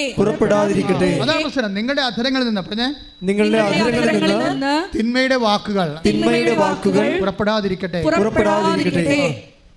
കേൾവിക്കാർക്ക് ആത്മീയ ചൈതന്യം പ്രദാനം ചെയ്യുന്നതിനായി അവരുടെ ഉന്നതിക്കുതകും വിധം നല്ല കാര്യങ്ങൾ സന്ദർഭമനുസരിച്ച് സംസാരിക്കുവിൻ. രക്ഷയുടെ ദിനത്തിനു വേണ്ടി നിങ്ങളെ മുദ്രിതരാക്കിയ ദൈവത്തിന്റെ പരിശുദ്ധാത്മാവിനെ വേദനിപ്പിക്കരുത്. അപ്പോൾ സംസാരിക്കുകയാണെങ്കിൽ അത് സെക്കൻഡ് പാർട്ടിക്ക് ഗുണകരമായ കാര്യങ്ങളായിരിക്കണം, അല്ലെങ്കിൽ സംസാരിക്കാതിരിക്കുന്നതായിരിക്കും നല്ലത്. എന്താ കാര്യം എന്നറിയാവോ? ഇപ്പം നീതിയുടെ വിഷയമാണെങ്കിൽ നീതിയുടെ പക്ഷത്തു നിന്ന് സംസാരിക്കണം, സത്യത്തിൻ്റെ വിഷയമാണെങ്കിൽ സത്യത്തിൻ്റെ പക്ഷത്തു നിന്ന് സംസാരിക്കണം. അല്ല സംസാരിക്കാതിരിക്കേണ്ട അവസ്ഥയില്ല അവിടെ. പക്ഷേ അതിൻ്റെ പേരിൽ നിന്നെ ഇപ്പോൾ തന്തൊക്കെ വിളിച്ചെന്ന് പറഞ്ഞാൽ നീ തിരിച്ച് വിളിക്കുമ്പോൾ സ്വാഭാവികമായിട്ട് നീ അവരും തമ്മിൽ എന്നാ വ്യത്യാസം ഇരിക്കണത്? ഉടമ്പടിയിലുള്ളവർ ദൈവമായിട്ട് ഉടമ്പടിയിലുള്ള കാര്യം മറന്നു പോകരുത്. ടിൻഡുവിൻ്റെ സാക്ഷ്യമുണ്ട് കഴിഞ്ഞ ദിവസത്തെ. ടിൻഡുവിൻ്റെ സാക്ഷ്യം എന്ന് പറയുന്നത് ടിൻഡു മാനന്തവാടിയാണ്. അപ്പോഴെന്താ പ്രശ്നം വെച്ച് കഴിഞ്ഞാൽ അവർക്ക് ഭർത്താവിനും ഭാര്യയ്ക്കും കുഞ്ഞിനും വിസ വേണം, നടക്കണില്ല. അവർ ഉടമ്പടി ചെയ്തിട്ട് ടിൻഡു എന്താ ചെയ്തതെന്നറിയാവോ? ഇത് നടക്കണില്ലെന്ന് കണ്ടപ്പോൾ അവരെന്താ ചെയ്തെന്ന് വെച്ചാൽ അവിടെ പ്രേക്ഷിത പേര് ഡബിളല്ല അവർ പറഞ്ഞേ 1 കെട്ട് പത്രമാണ് ഞാൻ മേടിക്കേണ്ടത്, അതിന് പകരം ഞാൻ 4 കെട്ട് പത്രം മേടിച്ചു. ഒരു ചുമടുണ്ടായിരുന്നു ഞങ്ങളുടെ പേര്, ഞങ്ങളുടെ വണ്ടിയിൽ വേറെ ഒരു ചുമടുണ്ടായിരുന്നു, ഞങ്ങളുടെ ലഗേജ് എല്ലാം കൂടി. എന്നിട്ട് ഞാനും ഭർത്താവും കൂടി അതെല്ലാം ഓടി നടന്ന് ഞങ്ങളുടെ നാട്ടിൽ തന്നെ കൊടുത്തു. ചില ആൾക്കാർ നാട്ടിൽ കൊടുക്കണില്ല, ചില ആൾക്കാർ ഉടമ്പടി കൃപാസന പത്രം നാട്ടിൽ കൊടുക്കണില്ല. അവരിവിടെല്ലാം പോയിട്ട് ഞാൻ തമിഴ്നാട്ടിലൊക്കെയാണ് കൊടുക്കുന്നത്. ഇത് എന്നെ കണ്ടാമുണ്ടല്ലേ എന്ന് പറഞ്ഞു. അതാണ് പ്രശ്നം. ചില ആൾക്കാർക്ക് അപ്പം തന്നെ നിങ്ങളുടെ കാര്യത്തിൽ തീരുമാനമായില്ലേ, നിങ്ങൾ ദൈവത്തെ പുച്ഛിക്കുന്നു എന്നുള്ളതും കാര്യം കാണാൻ വേണ്ടി നിങ്ങൾക്ക് കാര്യം കരകയും ചെയ്യണം, കിറി നന്നാകണം. എന്ത് കഷ്ടമാണ്. കാരണം ഞാൻ കിറി നന്നാകുക ഇല്ല. അപ്പോൾ ഇതിൻ്റെ ഒരു അപമാനമുണ്ട്. ഇത് ഡിസ്റ്റാറ്റസിങ്ങിൻ്റെ ഒരു ലോ സ്റ്റാറ്റസിങ് ഉണ്ട്. ഞാൻ കൃപയുടെ വഴികൾ ഇപ്പം നമ്മൾ പറഞ്ഞില്ലേ, ഇത് പെക്ഷിത്ത ബൈബിൾ എന്താ പറയണത്? POC ആണ് പറയണത്, നിങ്ങളുടെ ആത്മാവിനെ നന്മയുടെ നല്ല വാക്കുകൾ പക്ഷേ പെക്ഷിത്ത ട്രാൻസ്ലേഷൻ എന്താ പറയുന്നത് അറിയാവോ? കൃപയുടെ വാക്കുകൾ എന്നാണ് പറയണത്. മറ്റുള്ളവന് ഉന്നതി ഉണ്ടാകാൻ വേണ്ടി കൃപയുടെ വാക്കുകൾ സംസാരിക്കണമെന്ന്. അപ്പോൾ എന്താ സംഭവിച്ചു കഴിഞ്ഞാൽ നമ്മളെ കർത്താവിന് എവിടെയാണ് കൊടുക്കാൻ ചാലഞ്ച് ഉള്ളത് അവിടെയാണത് ചെയ്യേണ്ടത്. നിങ്ങളെ ഈസി സോണിലേക്കാണ് പോണത്. കാരണം നിങ്ങളുടെ ബന്ധുക്കളില്ല, സ്വന്തപ്പെട്ടുള്ള കൂട്ടുകാരില്ല, ആരുമില്ല. അജ്ഞാതമായ സ്ഥലത്ത് അപരിചിതമായ മേഖലയിൽ പോയി കർത്താവിന് വേണ്ടി ഇരുട്ടത്ത് ജോലി ചെയ്യാൻ പോവുകയാണ്. അങ്ങനെ ഇരുട്ടുകുത്തി പണി ചെയ്യുന്ന ആൾക്കാരൊക്കെ ശ്രദ്ധിക്കണം, ഒരു വെളിച്ചത്തിലേക്ക് വരണം. നിങ്ങൾ എന്ന് വെളിച്ചത്തിലേക്ക് വന്ന് നട്ടലോട് കൂടി, നിങ്ങൾക്ക് നട്ടലില്ല, വാഴപ്പിണ്ടിയല്ലേ വെച്ച് വിട്ടിരിക്കണേ. കർത്താവിൻ്റെ അതായത് നിങ്ങളുടെ നാട്ടിൽ ജോലി ചെയ്യാൻ പറ്റണില്ല, നിങ്ങൾ ഈ ഉടമ്പടി പത്രം കൊണ്ട് അല്ലെങ്കിൽ നിങ്ങളുടെ കൃപാസന പത്രം കൊണ്ട് വേറെ നിങ്ങളെ അറിയാൻ പാടാത്ത സാഹചര്യത്തിൽ പോകുമ്പോൾ അതിൻ്റെ അർത്ഥം എന്താണ്? ആത്മീയമായിട്ട് നിങ്ങളെ വെച്ച് കെട്ടിരിക്കുന്നത് വാഴപ്പിണ്ടിയാണ്, നട്ടലല്ല. നട്ടലുള്ള ക്രിസ്ത്യാനിയാണെങ്കിൽ ഇപ്പോൾ എന്താ ഇവളോട് പറയണത്? ഇവരോട് ഈ 1 കെട്ട് പത്രം മേടിക്കാൻ പറഞ്ഞിട്ടുണ്ട്, 4 കെട്ട് പത്രം മേടിച്ചിട്ട് ഭർത്താവുമായിട്ട് കൊണ്ട് നടന്ന് കൊടുക്കുകയാണ്. അപ്പോൾ നാട്ടുകാരെ ചോദിക്കുന്നത് എന്താണ്? നിങ്ങൾ ഇത്രയൊക്കെ പഠിച്ചിട്ട് പിന്നെ ഈ പണി ചെയ്യണത് എന്താണെന്ന്. ആൾക്കാരുടെ ചോദ്യം കണ്ടില്ലേ? അത് നമ്മൾ കേൾക്കണം. ആർക്ക് വേണ്ടി കേൾക്കണം? നമുക്ക് വേണ്ടി തുണിയില്ലാതെ ഒരു വ്രണമായി കിടക്കണില്ലേ ഈ മരത്തേല്? അത് അവന് വേണ്ടി, നമ്മളെ വീണ്ടെടുത്തതിന് വേണ്ടി നമ്മൾ കേൾക്കാൻ ബാധ്യതയാണ്. അവനാണ് ദൈവ പൈതൽ. അങ്ങനെ ദൈവ പൈതലാണെങ്കിൽ ഇതുപോലെ പറഞ്ഞു തരണത് ആത്മാവും നമ്മളൊന്ന് സംസാരിക്കണം. ആത്മാവില്ലെങ്കിൽ നമ്മൾ പീഡിക്കും, അല്ലെങ്കിൽ രാജ്യം വിട്ടു പോകും, എവിടെയെങ്കിലും മറയത്ത് കൊണ്ടേ കൊടുത്തിട്ട് തിരിച്ചു വരും. അപ്പോൾ എന്താ പറഞ്ഞത്? ഇവർക്ക് എന്താ ചെയ്യണം? അവൾ നട്ടലുള്ള വിശ്വാസിയാണെന്ന് കണ്ടപ്പോൾ കർത്താവ് എന്ത് ചെയ്യുന്നറിയാവോ? ഒരു ഏജൻറ്റും ഇല്ലാതെ, അവർക്ക് ഏജൻറ്റ് ഇല്ല, ഏജൻറ്റ് 2 ലക്ഷം രൂപ പോകത്തില്ലേ? ഒരു ഏജൻറ്റും ഇല്ലാതെ ഒറ്റക്ക് ഭാര്യയും ഭർത്താവും കൂടി പണിയെടുത്ത് വിസ, ഭർത്താവിനും ഭാര്യയ്ക്കും കുഞ്ഞിനും വിസ. ശ്രദ്ധിക്കട്ടെ. ഹല്ലേലൂയ. ഹല്ലേലൂയ. ഹല്ലേലൂയ. യേശുവേ പ്രേക്ഷിത പ്രവർത്തനങ്ങളിലൂടെ പ്രശ്നങ്ങളെ മാറ്റി അതിവേഗം ഇടപെടുന്ന കൃപയാൽ നന്ദി പറയുന്നു. ഹല്ലേലൂയ. മഹത്വം, ആരാധന. ഹല്ലേലൂയ.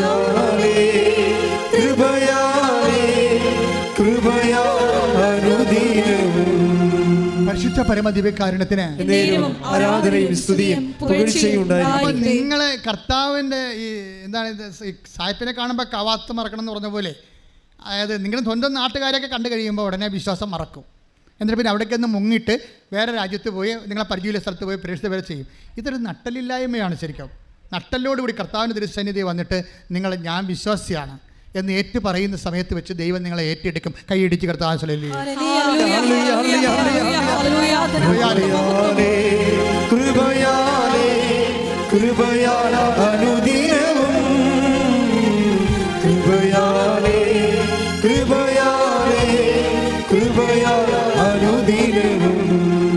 പരിശുദ്ധ പരമദിവ്യകാരുണ്യത്തിന്. അപ്പോൾ അതിലൊരു ദൈവസ്നേഹമുണ്ട്. നമ്മൾ കർത്താവിന് വേണ്ടി എന്തെങ്കിലും ഒരു ക്ലേശം, ഒരു ആക്ഷേപം, അപമാനം ഏറ്റെടുക്കുമ്പോൾ എന്താ സംഭവിക്കുന്നത്? നമുക്ക് വേണ്ടി അപമാനം ഏറ്റെടുക്കുന്നവൻ്റെ കൂടെ നമ്മൾ അവനോട് കൂടെ നമ്മൾ ഐക്യ രൂപപ്പെടുകയാണ് ചെയ്യേണ്ടത്. കർത്താവിന് വേണ്ടി ഒരു ഈശ്വരനെ ഇപ്പം നിങ്ങൾ തന്നെ ഇവിടെ വന്നിരിക്കുന്നത് എങ്ങനെയാണ്? ആരെങ്കിലും പത്രം തന്നു കാണും, അതാണ് സംഭവം. അപ്പോൾ നാനോ മണോ നോക്കാതെ കർത്താവിൻ്റെ വേല ചെയ്തപ്പോഴാണ് നിങ്ങൾക്കത് കിട്ടിയതും നിങ്ങളിവിടെ വന്നതും. ഇനി സത്യദാസൻ്റെ ജീവിതം ഒരു കാര്യം, ജീവിതം കൈവിട്ട് പോയാലേ ഒന്നും ഒരു അവസാന വാക്കല്ല, അവസാന വാക്ക് കർത്താവിൻ്റെ വാക്കാണ്. ഞാൻ ഈ ദിവസങ്ങളിൽ വേറൊരു സാക്ഷ്യം കേട്ടു. അനിഷ, അതായത് അനിഷ വടക്കാഞ്ചേരി തൃശ്ശൂർ. അനിഷയുടെ വിഷയം എന്താണെന്നറിയാവോ? അനിഷ 4.5 കൊല്ലമായിട്ട് അനിഷയ്ക്ക് മക്കളില്ല. 4.5 കൊല്ലമായിട്ട് അനിഷയ്ക്ക് മക്കളില്ല. അപ്പോൾ എന്താ പ്രശ്നം? അവർക്ക് ഓട്ടോ ഇമ്മ്യൂൺ ഡിസീസ് ഉണ്ട്.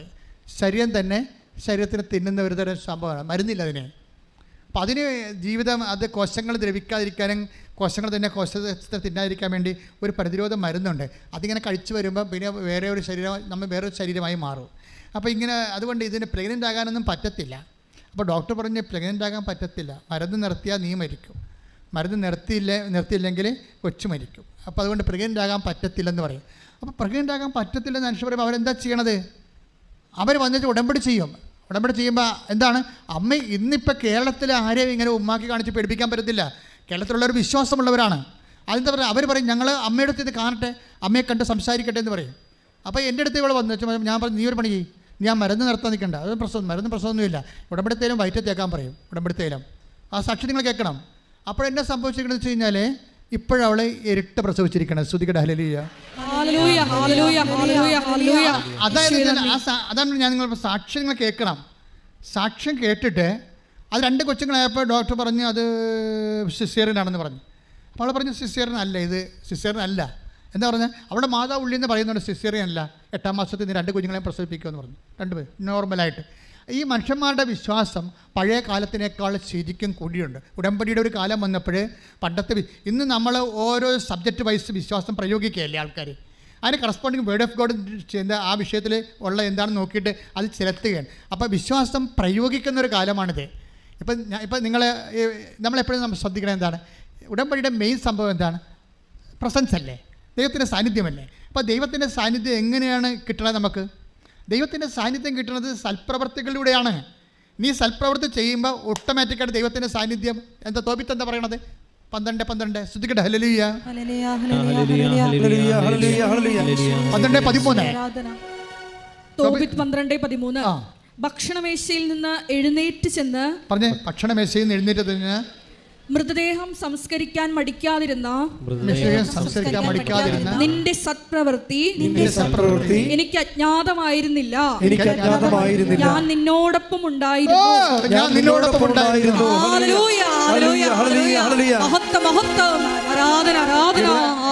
ജ്വലിപ്പിക്കുന്ന വചനമല്ലേ തോബിത്ത് 2:12-13 ഇന്ന് വീട്ടിൽ വായിക്കണം കേട്ടോ. അതായത് തോബിത്ത് എന്ന് പറയുന്നത് ഒരു താപസനായ ഒരു മനുഷ്യനാണ്. ഇസ്രായേൽക്കാരുടെ കാലത്ത് ഇസ്രായേൽ തകർന്നു പോയൊരു കാലത്ത് ജീവിച്ച ഒരാളാണ്. അവരെല്ലാവരും ദേവാലയമൊക്കെ ഇടിച്ച് നിരത്തി എല്ലാവരും ഡിയാസ്പൊറയിൽ പോയി ഒളിച്ചോടിയൊക്കെ. ഇപ്പോൾ മണിപ്പൂരിൽ നിന്നൊക്കെ നമ്മുടെ ആൾക്കാർ പോകുന്നില്ലേ മണിപ്പൂരിൽ നിന്ന്? മണിപ്പൂരിലെ അബദ്ധത്തിൽ കേരള സഭയ്ക്ക് അബദ്ധം പറ്റുന്നത് ഞാൻ പറയത്തുള്ളൂ. എന്നുവെച്ചാൽ മണിപ്പൂർ ആദ്യമേ തന്നെ വിശ്വാസികളെ ടാർഗറ്റ് ചെയ്തുകൊണ്ട് അവിടെ ബോധപൂർവമായിട്ട് വർക്കുണ്ടായിരുന്നു. ആ സമയത്തൊക്കെ നമ്മൾ പറഞ്ഞത് വർഗീയ കലഹമാണെന്നൊക്കെ പറഞ്ഞുകൊണ്ട് നമ്മൾ യാഥാർത്ഥ്യങ്ങൾ അഭിമുഖീകരിക്കുന്നതിൽ പിന്തിരിഞ്ഞു നിന്ന് എന്തോ താല്പര്യത്തിൻ്റെ പേരിൽ എന്തോ ആയിക്കൊള്ളട്ടെ. ഇപ്പോഴും സത്യം മനസ്സിലായില്ലേ? വിശ്വാസികളെ തെരഞ്ഞു പിടിച്ചവരെ കൊല്ലുകയും അതേസമയം തന്നെ വംശഹത്യ നടത്തുകയും ചെയ്യുന്ന ഒരു ഇവാക്യുവേഷൻ നടപടിയാണ് നടക്കുന്നത്. അത് പലതരത്തിലുള്ള മറ്റു രാജ്യങ്ങളിലൊക്കെ നടന്ന പോലെ, ഒരു കാലത്ത് സിറിയയിലൊക്കെ നടന്ന പോലെയുള്ളൊരു ഇവാക്യുവേഷൻ നടപടിയാണ് ഇന്ത്യയിൽ നടക്കുന്നത്. അത് സ്വാഭാവികമായിട്ട് കേന്ദ്ര ഗവൺമെൻറ് വളരെ ശക്തമായ രീതിയിൽ അവിടെ പ്രവർത്തിച്ചില്ല എന്നുണ്ടെങ്കിൽ ആ മണിപ്പൂർ മിക്കവാറും ഇന്ത്യ മുഴുവൻ അത് ട്രെൻഡാണ്. മണിപ്പൂർ ഒരു ട്രെൻഡാണ്. ഒരു വിശ്വാസ സമൂഹത്തെ തുടച്ചു നീക്കുക എന്നുള്ള ഒരു രഹസ്യ നിഗൂഢമായ അജണ്ടയുടെ ഒരു പരീക്ഷണശാലയാണത്. അവിടെ പ്രതിലോമ ശക്തികൾ വിജയിച്ചുകൊണ്ട് ഒരു വിശ്വാസ സമൂഹം തുടച്ചു നീക്കാൻ കഴിഞ്ഞാൽ ആ തുടച്ചു നീക്കൽ ഇന്ത്യ മുഴുവൻ ഉണ്ടാകും. ഇതൊരു പ്രവചനമാണ്, നിങ്ങൾ കരുതിക്കോ. അതുകൊണ്ട് സഭ ഞാൻ കഴിഞ്ഞ ദിവസങ്ങളിൽ ബർത്ത്ഡേ വിഷ് ചെയ്യാൻ വേണ്ടി 2 പിതാക്കന്മാർ ഇവിടെ വന്നു. എൻ്റെ പിതാവും ജെയിംസ് സ്ഥാനാവർമ്മ തിരുമേനിയും, അതുപോലെ തന്നെ കൊല്ലം പിതാവ് പോൾ മുല്ലശ്ശേരി പിതാവ്. അപ്പോൾ ഞാൻ പിതാക്കന്മാരോട് പറഞ്ഞു, പിതാക്കന്മാരെ, ആദിമസഭയുടെ കാലഘട്ടത്തിലേക്ക് നമ്മൾ തിരിച്ചു പോവുകയാണ്. നമ്മളുടെ ഏറ്റവും വലിയ നമ്മളുടെ ഇനിയുള്ള ജീവിതത്തിൽ നിലപാടെന്ന് വെച്ചാൽ ആദിമസഭ യാതൊരു കമ്മിറ്റ്മെൻറ്റും ഇല്ലാതെ ഒരു രഹസ്യ അജണ്ടയും ഒരു അടവ് നയവും ഒന്നുമില്ലാതെ ആത്മാവിൻ്റെ നയത്തിൽ പ്രവർത്തിച്ചതാണ്. ഇപ്പോൾ അടവ് നയത്തിലല്ലേ സഭ പ്രവർത്തിക്കുന്നത്. പക്ഷേ ആത്മാവിൻ്റെ നയത്തിൽ പ്രവർത്തിച്ച ആദിമസഭ 10 വർഷം ജയിലിൽ കിടന്ന കാലത്ത് പ്രാർത്ഥിക്കുന്ന ഒരു സഭയുണ്ടായിരുന്നു. ആ പ്രാർത്ഥിക്കുന്ന സഭയാണ് സഭയുടെ കരുത്ത്. അല്ലാതെ സംഘടിത സഭയേക്കാൾ ഉപരി പ്രാർത്ഥിക്കുന്ന സഭയായിട്ട് സഭ കൺവേർട്ട് ചെയ്തില്ല എന്നുണ്ടെങ്കിൽ നമുക്ക് നിലനിൽപ്പില്ലാത്ത കാലമാണ് അവർ. നമ്മളെ രക്ഷിക്കാൻ ദൈവം മാത്രമാണെന്നുള്ളത് തിരിച്ചറിയേണ്ട അപ്പോസ്തലന്മാരാണെന്ന് ഞാൻ പിതാക്കന്മാരോട് കാഷ്വാലിറ്റി ആയിട്ട് പറഞ്ഞു. പക്ഷേ പിതാക്കന്മാർ സമ്മതിച്ചു. എന്താ കാര്യം? പ്രാർത്ഥിക്കേണ്ട സമയമാണ്. ഇത് ബിഷപ്പ് ഹൗസിലൊക്കെ ഉള്ള പ്രാർത്ഥനകളെക്കുറിച്ച് അവരെന്നോട് സംസാരിച്ചു. ഞാൻ നിങ്ങളോടും പറയുന്നു, നമ്മൾ കാര്യം കുറ്റം പറയേണ്ട കാര്യമില്ല. അപ്പോൾ കേന്ദ്ര ഗവൺമെൻറ് ആണെങ്കിൽ പോലും അവിടെ കറക്റ്റായിട്ട് ആൾക്കാർ പട്ടാളത്തിൽ നിയമിച്ചിട്ടുണ്ട്. എങ്കിലും അതേസമയം തന്നെ അവിടെ വിശ്വാസവേട്ട നടക്കുകയും ചെയ്യുന്നുണ്ട്. അപ്പോൾ നമ്മൾക്ക് ഈ സമയത്തൊക്കെ പരസ്പരം കുറ്റം പറഞ്ഞ് ആരുടെയും പഴിചാരുന്നതിന് പകരം പരസ്പരം പറ്റുന്ന തരത്തിൽ പ്രാർത്ഥിച്ച് അവരുടെ നടപടിക്രമങ്ങളെയും, ഇപ്പോൾ സെൻട്രൽ ഗവൺമെൻറ് ആയാലും ശരി, അവരുടെ സമാധാനം സ്ഥാപിക്കാനുള്ള ശ്രമങ്ങളെ, സമാധാനം സ്ഥാപിക്കുന്നവർ ഭാഗ്യവാന്മാർ, അവർ ദൈവപുത്രൻ എന്ന് വിളിക്കപ്പെടുമെന്ന് ഈശോ പറഞ്ഞെങ്കിൽ അങ്ങനെ ദൈവപുത്രക്കടുത്ത സമാധാന ശ്രമം ഗവൺമെൻറ്റിൻ്റെ ഭാഗത്തുണ്ടായാൽ അത് ഏത് ഗവൺമെൻറ് ആയാലും ഏത് സംസ്ഥാന ഗവൺമെൻറ് ആയാലും അതുപോലെ തന്നെ പരസ്പരം പറഞ്ഞ് വിഘടിപ്പിച്ച് വീണ്ടും പുണ്ണിനെ ചിരണ്ടി പഴുപ്പിക്കുന്നതിന് പകരം നിങ്ങളെല്ലാവരും അപ്പോസ്തല തീക്ഷ്ണതയോടെ പ്രാർത്ഥിക്കണം. നമ്മളെ പരിശുദ്ധ അമ്മ ജീവനോടെ മധ്യസ്ഥം വഹിക്കുന്ന ഈ സമയത്ത്, അതുപോലെ തന്നെ പരിശുദ്ധ കുർബാന ജ്വലിച്ച് നിൽക്കുന്ന സമയത്ത് മണിപ്പൂരിന് വേണ്ടി എവിടെയെല്ലാം വിശ്വാസത്തിൽ എവിടെയെല്ലാം പ്രശ്നങ്ങളുണ്ടാകുന്നു, വിശ്വാസികൾ എവിടെയെല്ലാം പീഡിപ്പിക്കപ്പെടുന്നു, എവിടെയെല്ലാം രക്തസാക്ഷികളാകുന്നു, അവിടെയെല്ലാം കർത്താവിൻ്റെ കരുണ അപ്പോസ്തലന്മാരുടെ കാലഘട്ടത്തിൽ എന്നതുപോലെ പരിശുദ്ധാത്മാവിൻ്റെ കാലഘട്ടത്തിൽ എന്നതുപോലെ അപ്പോസ്തല ഇപ്പോൾ കർത്താവെ ഞങ്ങളെല്ലാ സഭകളെയും, മണിപ്പൂരിലെ സഭയെയും നാട്ടിലെ സഭകളെയും അതുപോലെ തന്നെ ലോകം മുഴുവനുമുള്ള എല്ലാ സഭകളെയും കർത്താവെ സമർപ്പിച്ചുകൊണ്ട് കണ്ണുനീരോടെ പ്രാർത്ഥിക്കുന്ന കർത്താവെ, എവിടെയെല്ലാം വിശ്വാസികൾ പീഡിപ്പിക്കപ്പെടുന്നു, എവിടെയെല്ലാം വീടും കൂടെ നഷ്ടപ്പെട്ടവർ ഓടേണ്ടി വരുന്നു, പാലായനം ചെയ്യപ്പെടുന്നു, എവിടെയെല്ലാം വേരുകൾ കർത്താവ് പറിച്ചറിയപ്പെടുന്നു, തൂത്തെറിയപ്പെടുന്നു, അവിടെയെല്ലാം കർത്താവിൻ്റെ കൃപ പരിശുദ്ധമായ യേശു ക്രിസ്തുവിൻ്റെ വിശുദ്ധമായ രക്തത്താൽ അവരെ വീണ്ടെടുത്തതുപോലെ അവരെ നിലനിർത്തണമേ, സംരക്ഷിക്കണമേ, സൂക്ഷിക്കട്ടെ.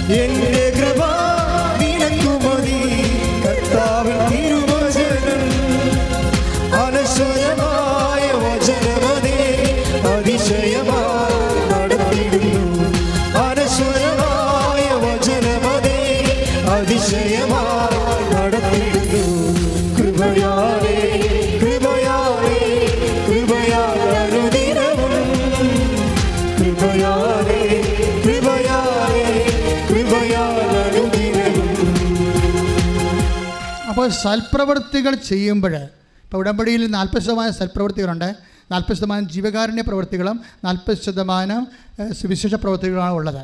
ഇതാണ് ഉടമ്പടി പറയുന്ന സൽപ്രവൃത്തികൾ. എന്താണ് നമ്മൾ തോബിത്ത് 12:14-13 വായിച്ചത്?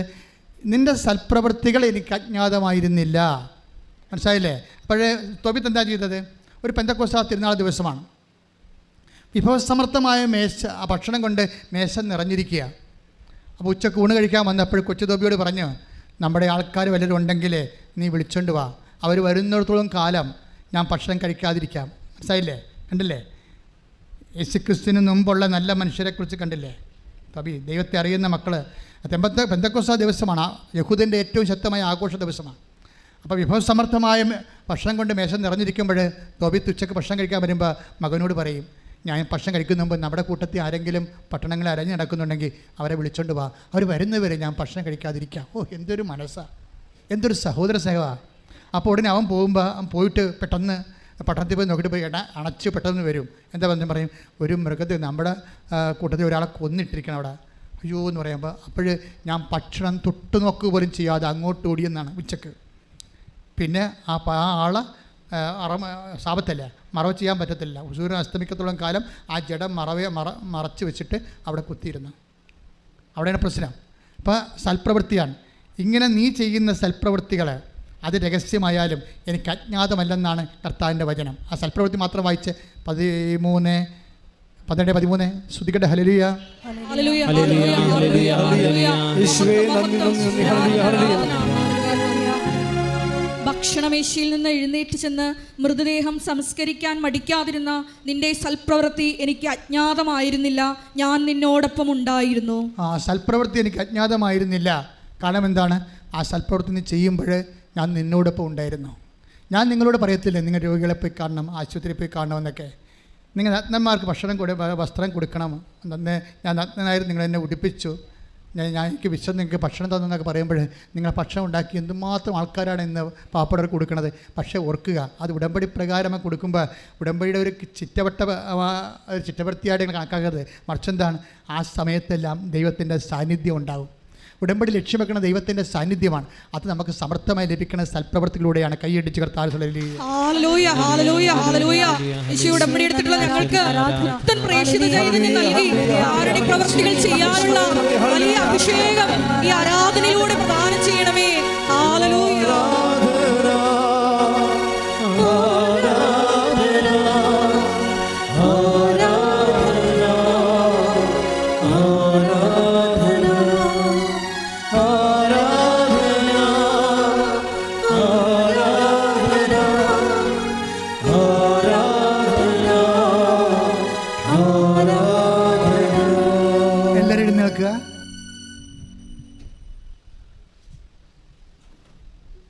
എൻ്റെ പ്രിയപ്പെട്ടവരെ, കഴിഞ്ഞ ദിവസങ്ങളിലെ കൈ നെഞ്ചത്ത് വെച്ചും വയറെ വെച്ചും ശരീരത്തിൻ്റെ വ്യത്യസ്തങ്ങളായ ഭാഗങ്ങളിൽ വെച്ച് പ്രാർത്ഥിച്ചപ്പോൾ ആ പ്രാർത്ഥന കേട്ടപ്പോൾ ഞാനും എൻ്റെ രോഗാതുരമായ സ്ഥലങ്ങളിൽ എൻ്റെ കൈകൾ വെച്ചു, എന്നെ കർത്താവ് സുഖപ്പെടുത്തിയെന്ന് പറഞ്ഞ് ഒരു സാക്ഷി ഇട്ടിട്ടുണ്ട്. അപ്പോൾ ഇതെല്ലാം ദൈവം പൂർണ്ണമായിട്ട് അംഗീകരിക്കുകയാണ്. നമ്മൾക്ക് തന്ന വെളിപാടനുസരിച്ച് നമ്മളിപ്പോൾ രോഗസൗഖ്യ പ്രാർത്ഥന സമയമാണ്. നിനക്ക് എവിടെയാണ് രോഗമുള്ളത്? ഈ ഓൺലൈനിൽ പ്രാർത്ഥന കേൾക്കുന്നവരും ഈ പ്രാർത്ഥന എപ്പോൾ കൂടിയാലും നിങ്ങൾ കൂടുന്ന സമയത്തൊക്കെ നിങ്ങൾക്ക് രോഗമുള്ളിടത്ത് കൈകൾ വെച്ച് പ്രാർത്ഥിക്കാവുന്നതാണ്. ഇപ്പോഴച്ഛൻ പ്രാർത്ഥിക്കാൻ തുടങ്ങുമ്പോൾ എൻ്റെ മക്കൾ കൈകൾ മാറ്റി മാറ്റി വെച്ചുകൊണ്ടിരിക്കണം. ചിലപ്പോൾ 1, 2, 3 രോഗങ്ങളുള്ള മക്കളുണ്ടാകും. അവിടെ എല്ലാം മാറ്റി മാറ്റി വെച്ച് വിശ്വാസ പ്രമാണം അറിയാവുന്നവർ വിശ്വാസ പ്രമാണം ചൊല്ലിയും അല്ലാത്തൊരു യേശുവേ രക്ഷക എൻ്റെ രോഗങ്ങൾ ഏറ്റെടുക്കണമെന്ന് ആവർത്തിച്ച് പ്രാർത്ഥിച്ചുകൊണ്ട് ഈ രോഗസൗഖ്യമായി നേടാവുന്നതാണ്. ശ്രുതികട. ഹല്ലേലൂയ. നല്ലവനായ ദൈവമേ, നിൻ്റെ ഉന്നതമായ നാമത്തിന് സ്തോത്രം ചെയ്യുന്നു. കർത്താവേ, നിൻ്റെ വിശുദ്ധ പൗരോഹിത്യത്തെ മഹത്വപ്പെടുത്തണമേ. കർത്താവേ, സഭയിലുള്ള സാന്നിധ്യം പ്രകടമാക്കണം. 36 വർഷം അർപ്പിച്ച കൃപായുടെ യോഗ്യതയാണ്. 36 വർഷം അർപ്പിച്ച കൃപായുടെ യോഗ്യതയാണ്. കൃപാസാൽത്താറെ ജീവനോടെ പ്രത്യക്ഷപ്പെട്ട പരിശുദ്ധ അമ്മയുടെ മാധ്യസ്ഥത്തിൽ കൃപാസാൽത്താറെ പ്രത്യക്ഷപ്പെട്ട പരിശുദ്ധ അമ്മയുടെ മാധ്യസ്ഥത്തിൽ ഞാൻ ഓരോ മക്കൾക്ക് വേണ്ടി ഈ നിമിഷം പ്രാർത്ഥിക്കണം കർത്താവേ. ശിസ്റ്റുരോഗികളുമെന്ന് കൈവെക്കണമെന്ന് പ്രാർത്ഥിക്കുന്ന കർത്താവേ.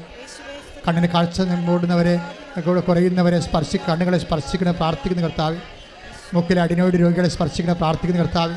ക്യാൻസർ രോഗികളെ സ്പർശിക്കുന്ന പ്രാർത്ഥിക്കുന്ന കർത്താവേ. നടുവെല്ല് എല്ല് വളരുന്നവരെ, എല്ല് ഉന്തിയവരെ അവിടെയെല്ലാം സ്പർശിക്കുന്ന കർത്താവേ. ശരീരത്തിൽ മുഴയുള്ളവരെ സ്പർശിക്കണമേ കർത്താവേ. വായു നാറ്റമുള്ളവരെയും വായു ശുദ്ധമുള്ളവരെയും വായു ക്യാൻസറുള്ളവരെയും സ്പർശിക്കുന്ന കർത്താവേ. ശ്വാസകോശ രോഗികളെ സ്പർശിക്കുന്ന കർത്താവേ. ശ്വാസകോശ രോഗികൾ, ഹൃദയ രോഗികൾ, പ്ലീഹ രോഗികൾ, കരൾ രോഗികളെ സ്പർശിക്കുന്ന കർത്താവേ. കർത്താവിൻ്റെ വിശുദ്ധമായ രക്തം, വിശുദ്ധമായ വിശുദ്ധ രക്തം കർത്താവ് ശരീരം തളിക്കപ്പെടട്ടെ. കർത്താവിന് ഉന്നതമായ നാമത്തിൽ സഭയുടെ അധികാരത്തെക്കുറിച്ചിൻ്റെ അടയാളത്തിൽ ഉള്ളംകാലം മുതൽ ഉച്ചവരെ കർത്താവിൻ്റെ രക്തം നിറയട്ടെ. വാദരോഗികളെ, വിസർപ്പ രോഗികളെ, സോറിയാസിസ് രോഗികൾ, പിസ്തുരായ രോഗികൾ, PCOD രോഗികൾ, RSS രോഗികളെ, മക്കളില്ലാത്തവർ കർത്താവ്, ഓട്ടിസത്തിൻ്റെ രോഗമുള്ളവർ കർത്താവ്, ഹൈപ്പർ ആക്ടിവിറ്റി ഉള്ളവർ കർത്താവ്, അപസ്മാര രോഗികൾ, ത്വക്ക് രോഗികളെ യേശുവിൻ്റെ ഉന്നതമായ നാമത്തിൽ സഭയുടെ അധികാരത്തെക്കുറിച്ചിൻ്റെ അടയാളത്തിൽ മാരക രോഗങ്ങൾ, തീരവേദികൾ യേശുവിൻ്റെ നാമത്തിൽ മനോരോഗങ്ങൾ മാറിപ്പോകട്ടെ. ശ്രദ്ധിക്കട്ടെ. ഹല്ലേലൂയ, ഹല്ലേലൂയ, ഹല്ലേലൂയ.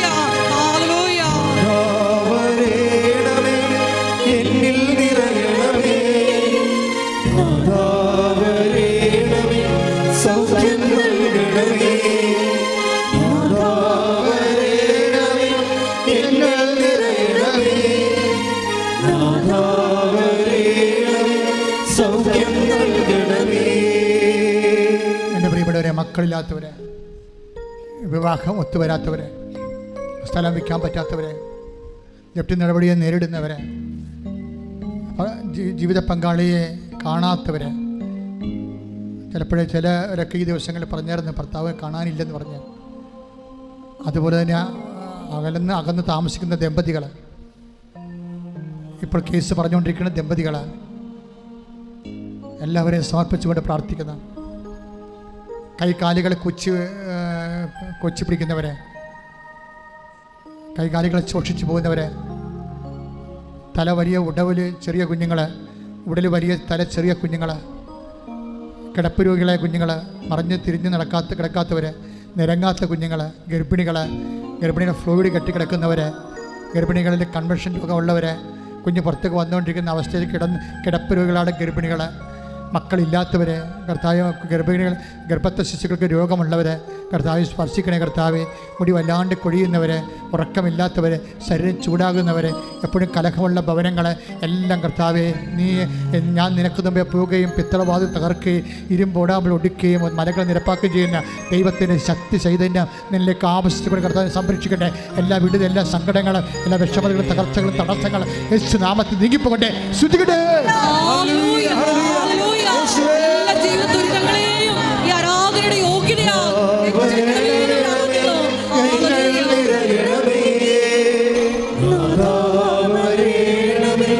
സൗഖ്യം നൽകണമേ,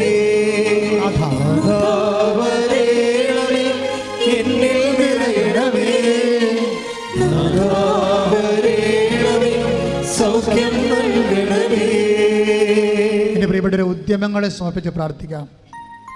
കൃഷി ഉദ്യമങ്ങൾ, ചിലരുടെ ഏലപ്പാടങ്ങൾ അതുപോലെ നശിച്ചു പോയിട്ടുണ്ട്, അവർ ജപ്തിയായി പോയിട്ടുണ്ട്. ചില റബ്ബർ തോട്ടങ്ങൾ നഷ്ടപ്പെട്ടു പോയിട്ടുണ്ട്. മത്സ്യത്തൊഴിലാളി സഹോദരങ്ങൾ ബോട്ട് കയറ്റി വെച്ചിരിക്കുന്നു, അതിൻ്റെ പേരിലുണ്ടാകുന്ന പട്ടിണികൾ. അതേസമയം തന്നെ വള്ളംക്കാർ കടലിട്ട് ഇറങ്ങാൻ പോകുന്നു. ഈ ഒരു ചാകര മാത്രമാണ് അവരുടെ ഏക പ്രതീക്ഷ. ഓരോരോ സംരംഭങ്ങളും ഉദ്യമങ്ങളും തുടങ്ങാൻ പോകുന്നവർ, വരുമാന മാർഗ്ഗങ്ങളില്ലാതെ എങ്ങനെ ജീവിക്കുമെന്നറിയാൻ പാടില്ലാതെ ഓരോരോ ഉദ്യമങ്ങൾ ചെയ്യുന്നവർ, ഇതെങ്ങനെ രക്ഷപ്പെട്ടാൽ മതിയായിരുന്നെന്ന് പറഞ്ഞുകൊണ്ട് ഉള്ളതെല്ലാം ഒരുക്കി വിറ്റും തൂക്കി വിറ്റും പണയം വെച്ചുമൊക്കെ ഓരോ ജോലികൾ ചെയ്യുന്നവർ, പൗൾട്രി ഫാം, പന്നി ഫാം അങ്ങനെയൊക്കെ തുടങ്ങിയിട്ട് ജനങ്ങൾ അതുകൊണ്ട് ചെയ്യിക്കാത്തതിൻ്റെ പേരിൽ ചെയ്യാൻ പറ്റാതെ പലിശ കൂടി വരുന്നവർ, ഇങ്ങനെ പൊറുതിമുട്ടുന്ന മനുഷ്യർ, ഒരു പണിയും ചെയ്യാൻ പറ്റാത്ത രീതിയിൽ പൊറുതിമുട്ടുന്ന മനുഷ്യർ, അതുപോലെ മദ്യപാനത്തെ ആശ്രിത കാരണം ഒരു പണിയിലും ലഹരി പദാർത്ഥങ്ങളുടെ ഉപയോഗം കാരണം ഒരു പണിയിലോ പ്രാർത്ഥനയിലോ പഠനങ്ങളിലോ ഒന്നും കോൺസെൻട്രേറ്റ് ചെയ്യാൻ പറ്റാത്ത കുടുംബങ്ങൾ, കുടുംബത്തിൻ്റെ ഭാവി ഇരുണ്ടായിരിക്കുന്ന അവസ്ഥകളിൽ പരിശുദ്ധ അമ്മ പൂർണ്ണമായി ഏറ്റെടുത്തുകൊണ്ട് യേശുവിന്റെ നാമത്തിൽ വിടുതൽ പ്രാപിക്കട്ടെ.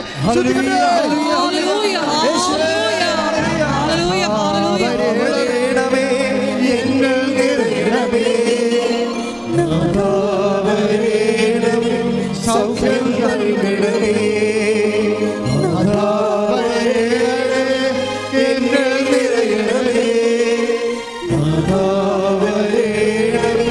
സൗഖ്യം നൽകണമേ. പരിശുദ്ധ പരമദിവ്യകാരുണ്യത്തിന് ആരാധനയും സ്തുതിയും പുകഴ്ചയും ഉണ്ടായിരിക്കട്ടെ. എൻ്റെ പ്രിയപ്പെട്ടവരെ, പരീക്ഷ എല്ലാം കഴിഞ്ഞു, റിസൾട്ടെല്ലാം വന്നു, കുഞ്ഞുങ്ങൾ ഉപരിപഠനത്തിന് വേണ്ടി പരക്കം പായുന്നു. ചിലർക്ക് ഉപരിപഠനത്തിന് എന്താണ് പഠിക്കേണ്ടതെന്ന് ഇപ്പോഴും മനസ്സിലാകാത്തവരുണ്ട്. ചിലർ ഓൺലൈനായിട്ട് അപേക്ഷിച്ചിട്ടുള്ളത് തെറ്റിപ്പോയവരുണ്ട്. ചിലർ ഒരു സ്ഥലത്ത് മാത്രം അപേക്ഷിച്ചിട്ടുണ്ട്, പല സ്ഥലത്ത് അപേക്ഷിക്കുന്നതിന് പകരം ഒരു സ്ഥലത്ത് മാത്രം അപേക്ഷിച്ചിരിക്കുന്നവരുണ്ട്. ഇങ്ങനെയെല്ലാം പലതരത്തിൽ വിഷമിക്കുന്നവർ. ചിലർ ഓഫർ ലെറ്റർ വന്ന് പൈസയും കൊടുത്ത് വിസ വന്നിട്ടില്ല. ചില ആൾക്ക് തിരിച്ചു പോയവർ തന്നെ അവർ യഥാർത്ഥത്തിൽ ജോലിക്ക് പ്രവേശിക്കാൻ കഴിഞ്ഞിട്ടില്ല. അവിടുത്തെ പരീക്ഷ എഴുതിക്കൊണ്ടിരിക്കുന്നവരും എഴുതാൻ പോകുന്നവരും അതിൻ്റെ റിസൾട്ട് പ്രതീക്ഷിക്കുന്നവർ, നാട്ടിൽ OIT IELTS MOH ആദ്യം PSC ഒക്കെ എഴുതിയിരിക്കുന്നവർ, റിസൾട്ട് പ്രതീക്ഷിക്കുന്നവർ, ഇങ്ങനെ ഓരോരോ തരത്തിലും ബാങ്കിൽ അന്വേഷിച്ചിട്ട് പണം കിട്ടാതിരിക്കുന്നവർ, അടുത്ത കുഞ്ഞിനെ പഠിപ്പിക്കാൻ മാർഗ്ഗമില്ലാതിരിക്കുന്നവർ, ഇവിടെ പോകുന്നുള്ള ജീവിതത്തിൻ്റെ മുന്നിൽ അന്താളിച്ചും പകച്ചു നിൽക്കുന്നവരെ പരിശുദ്ധാത്മ നിറയാൻ വേണ്ടി ഇടിമിന്നൽ പോലെ ശ്രദ്ധിക്കട്ടെ. ഹല്ലേലൂയ,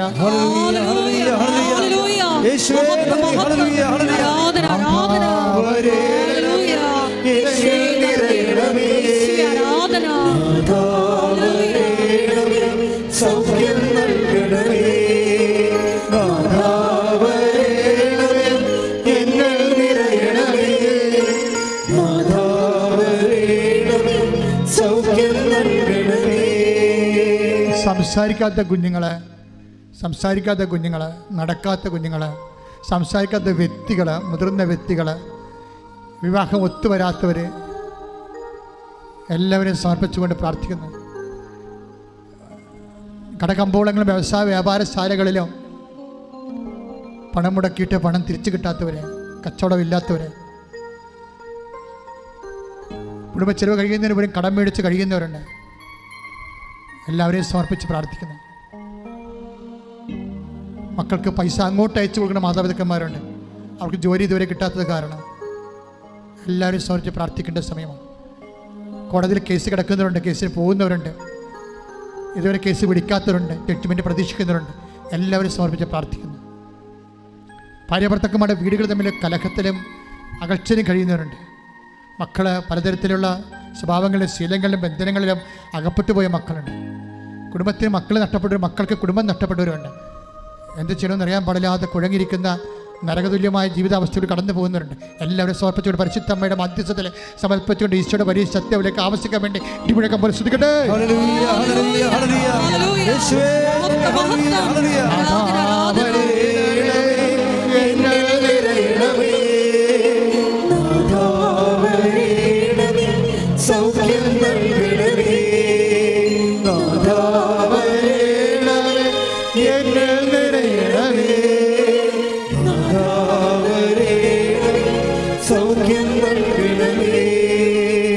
ഭയത്തിലും ഭീതിയിലും കഴിയുന്നവരുണ്ട്. കടൽക്ഷോഭത്തിൻ്റെ കാലമാണ് വരാൻ പോകുന്നത്. കടലരികിൽ സീവാളില്ലാത്ത സ്ഥലത്ത് താമസിക്കുന്ന മക്കളുണ്ട്. അവർ മേലോട്ട് നോക്കുമ്പോൾ അവിടെ ചങ്ക പിടച്ചു പോകും. എപ്പോഴാണ് കടലിൽ ഞങ്ങളുടെ വീടും കൊണ്ട് പോകണത്, ഞങ്ങളിനി എപ്പോഴാണ് ഈ തീരത്ത് നിന്ന് അസ്തമിച്ച് പോകണമെന്നറിയാതെ നിസ്സഹായം നിൽക്കുന്ന മക്കൾ, മലപ്രദേശങ്ങളിലെല്ലാം താമസിക്കുന്ന മക്കളെ സംബന്ധിച്ച് പ്രാർത്ഥിക്കണം. കഴിഞ്ഞ കാലങ്ങൾ ഉരുൾപൊട്ടിയതിൽ അടുത്ത് താമസിക്കുന്ന മക്കളെ സംബന്ധിച്ച് പ്രാർത്ഥിക്കണം. കഴിഞ്ഞ കാലങ്ങളിൽ പ്രളയം വന്നപ്പോൾ അവിടെ നിന്ന് പോകേണ്ടി വന്ന മക്കളും, എല്ലാ കാലത്തും മഴ വരുമ്പോൾ പ്രളയമായി പോകുന്ന സ്ഥലങ്ങൾ, അതെല്ലാം ശാശ്വതമായി പരിഹരിക്കാൻ ഒരു വഴിയും കാണാതെ ഭരണകൂടം പകച്ചു നിൽക്കുന്ന സമയങ്ങളിൽ ദൈവമേ അങ്ങക്ക് മാത്രമേ ഞങ്ങളുടെ മക്കളെ സംരക്ഷിക്കാൻ കഴിയത്തുള്ളൂ. കർത്താവെ, പ്രളയഭൂമി ജീവിക്കുന്ന, ഉരുൾപൊട്ടുന്ന ഭൂമി ജീവിക്കുന്ന, കടൽ കയറുന്ന ഭൂമി ജീവിക്കുന്ന, പ്രകൃതിയുടെ ദുരന്തങ്ങളിൽ ജീവിക്കുന്ന മക്കളെ നീ പൂർണ്ണമായി ഏറ്റെടുക്കണമേ. കണ്ണീരോടെ പ്രാർത്ഥിക്കുന്നു. ശ്രദ്ധിക്കട്ടെ.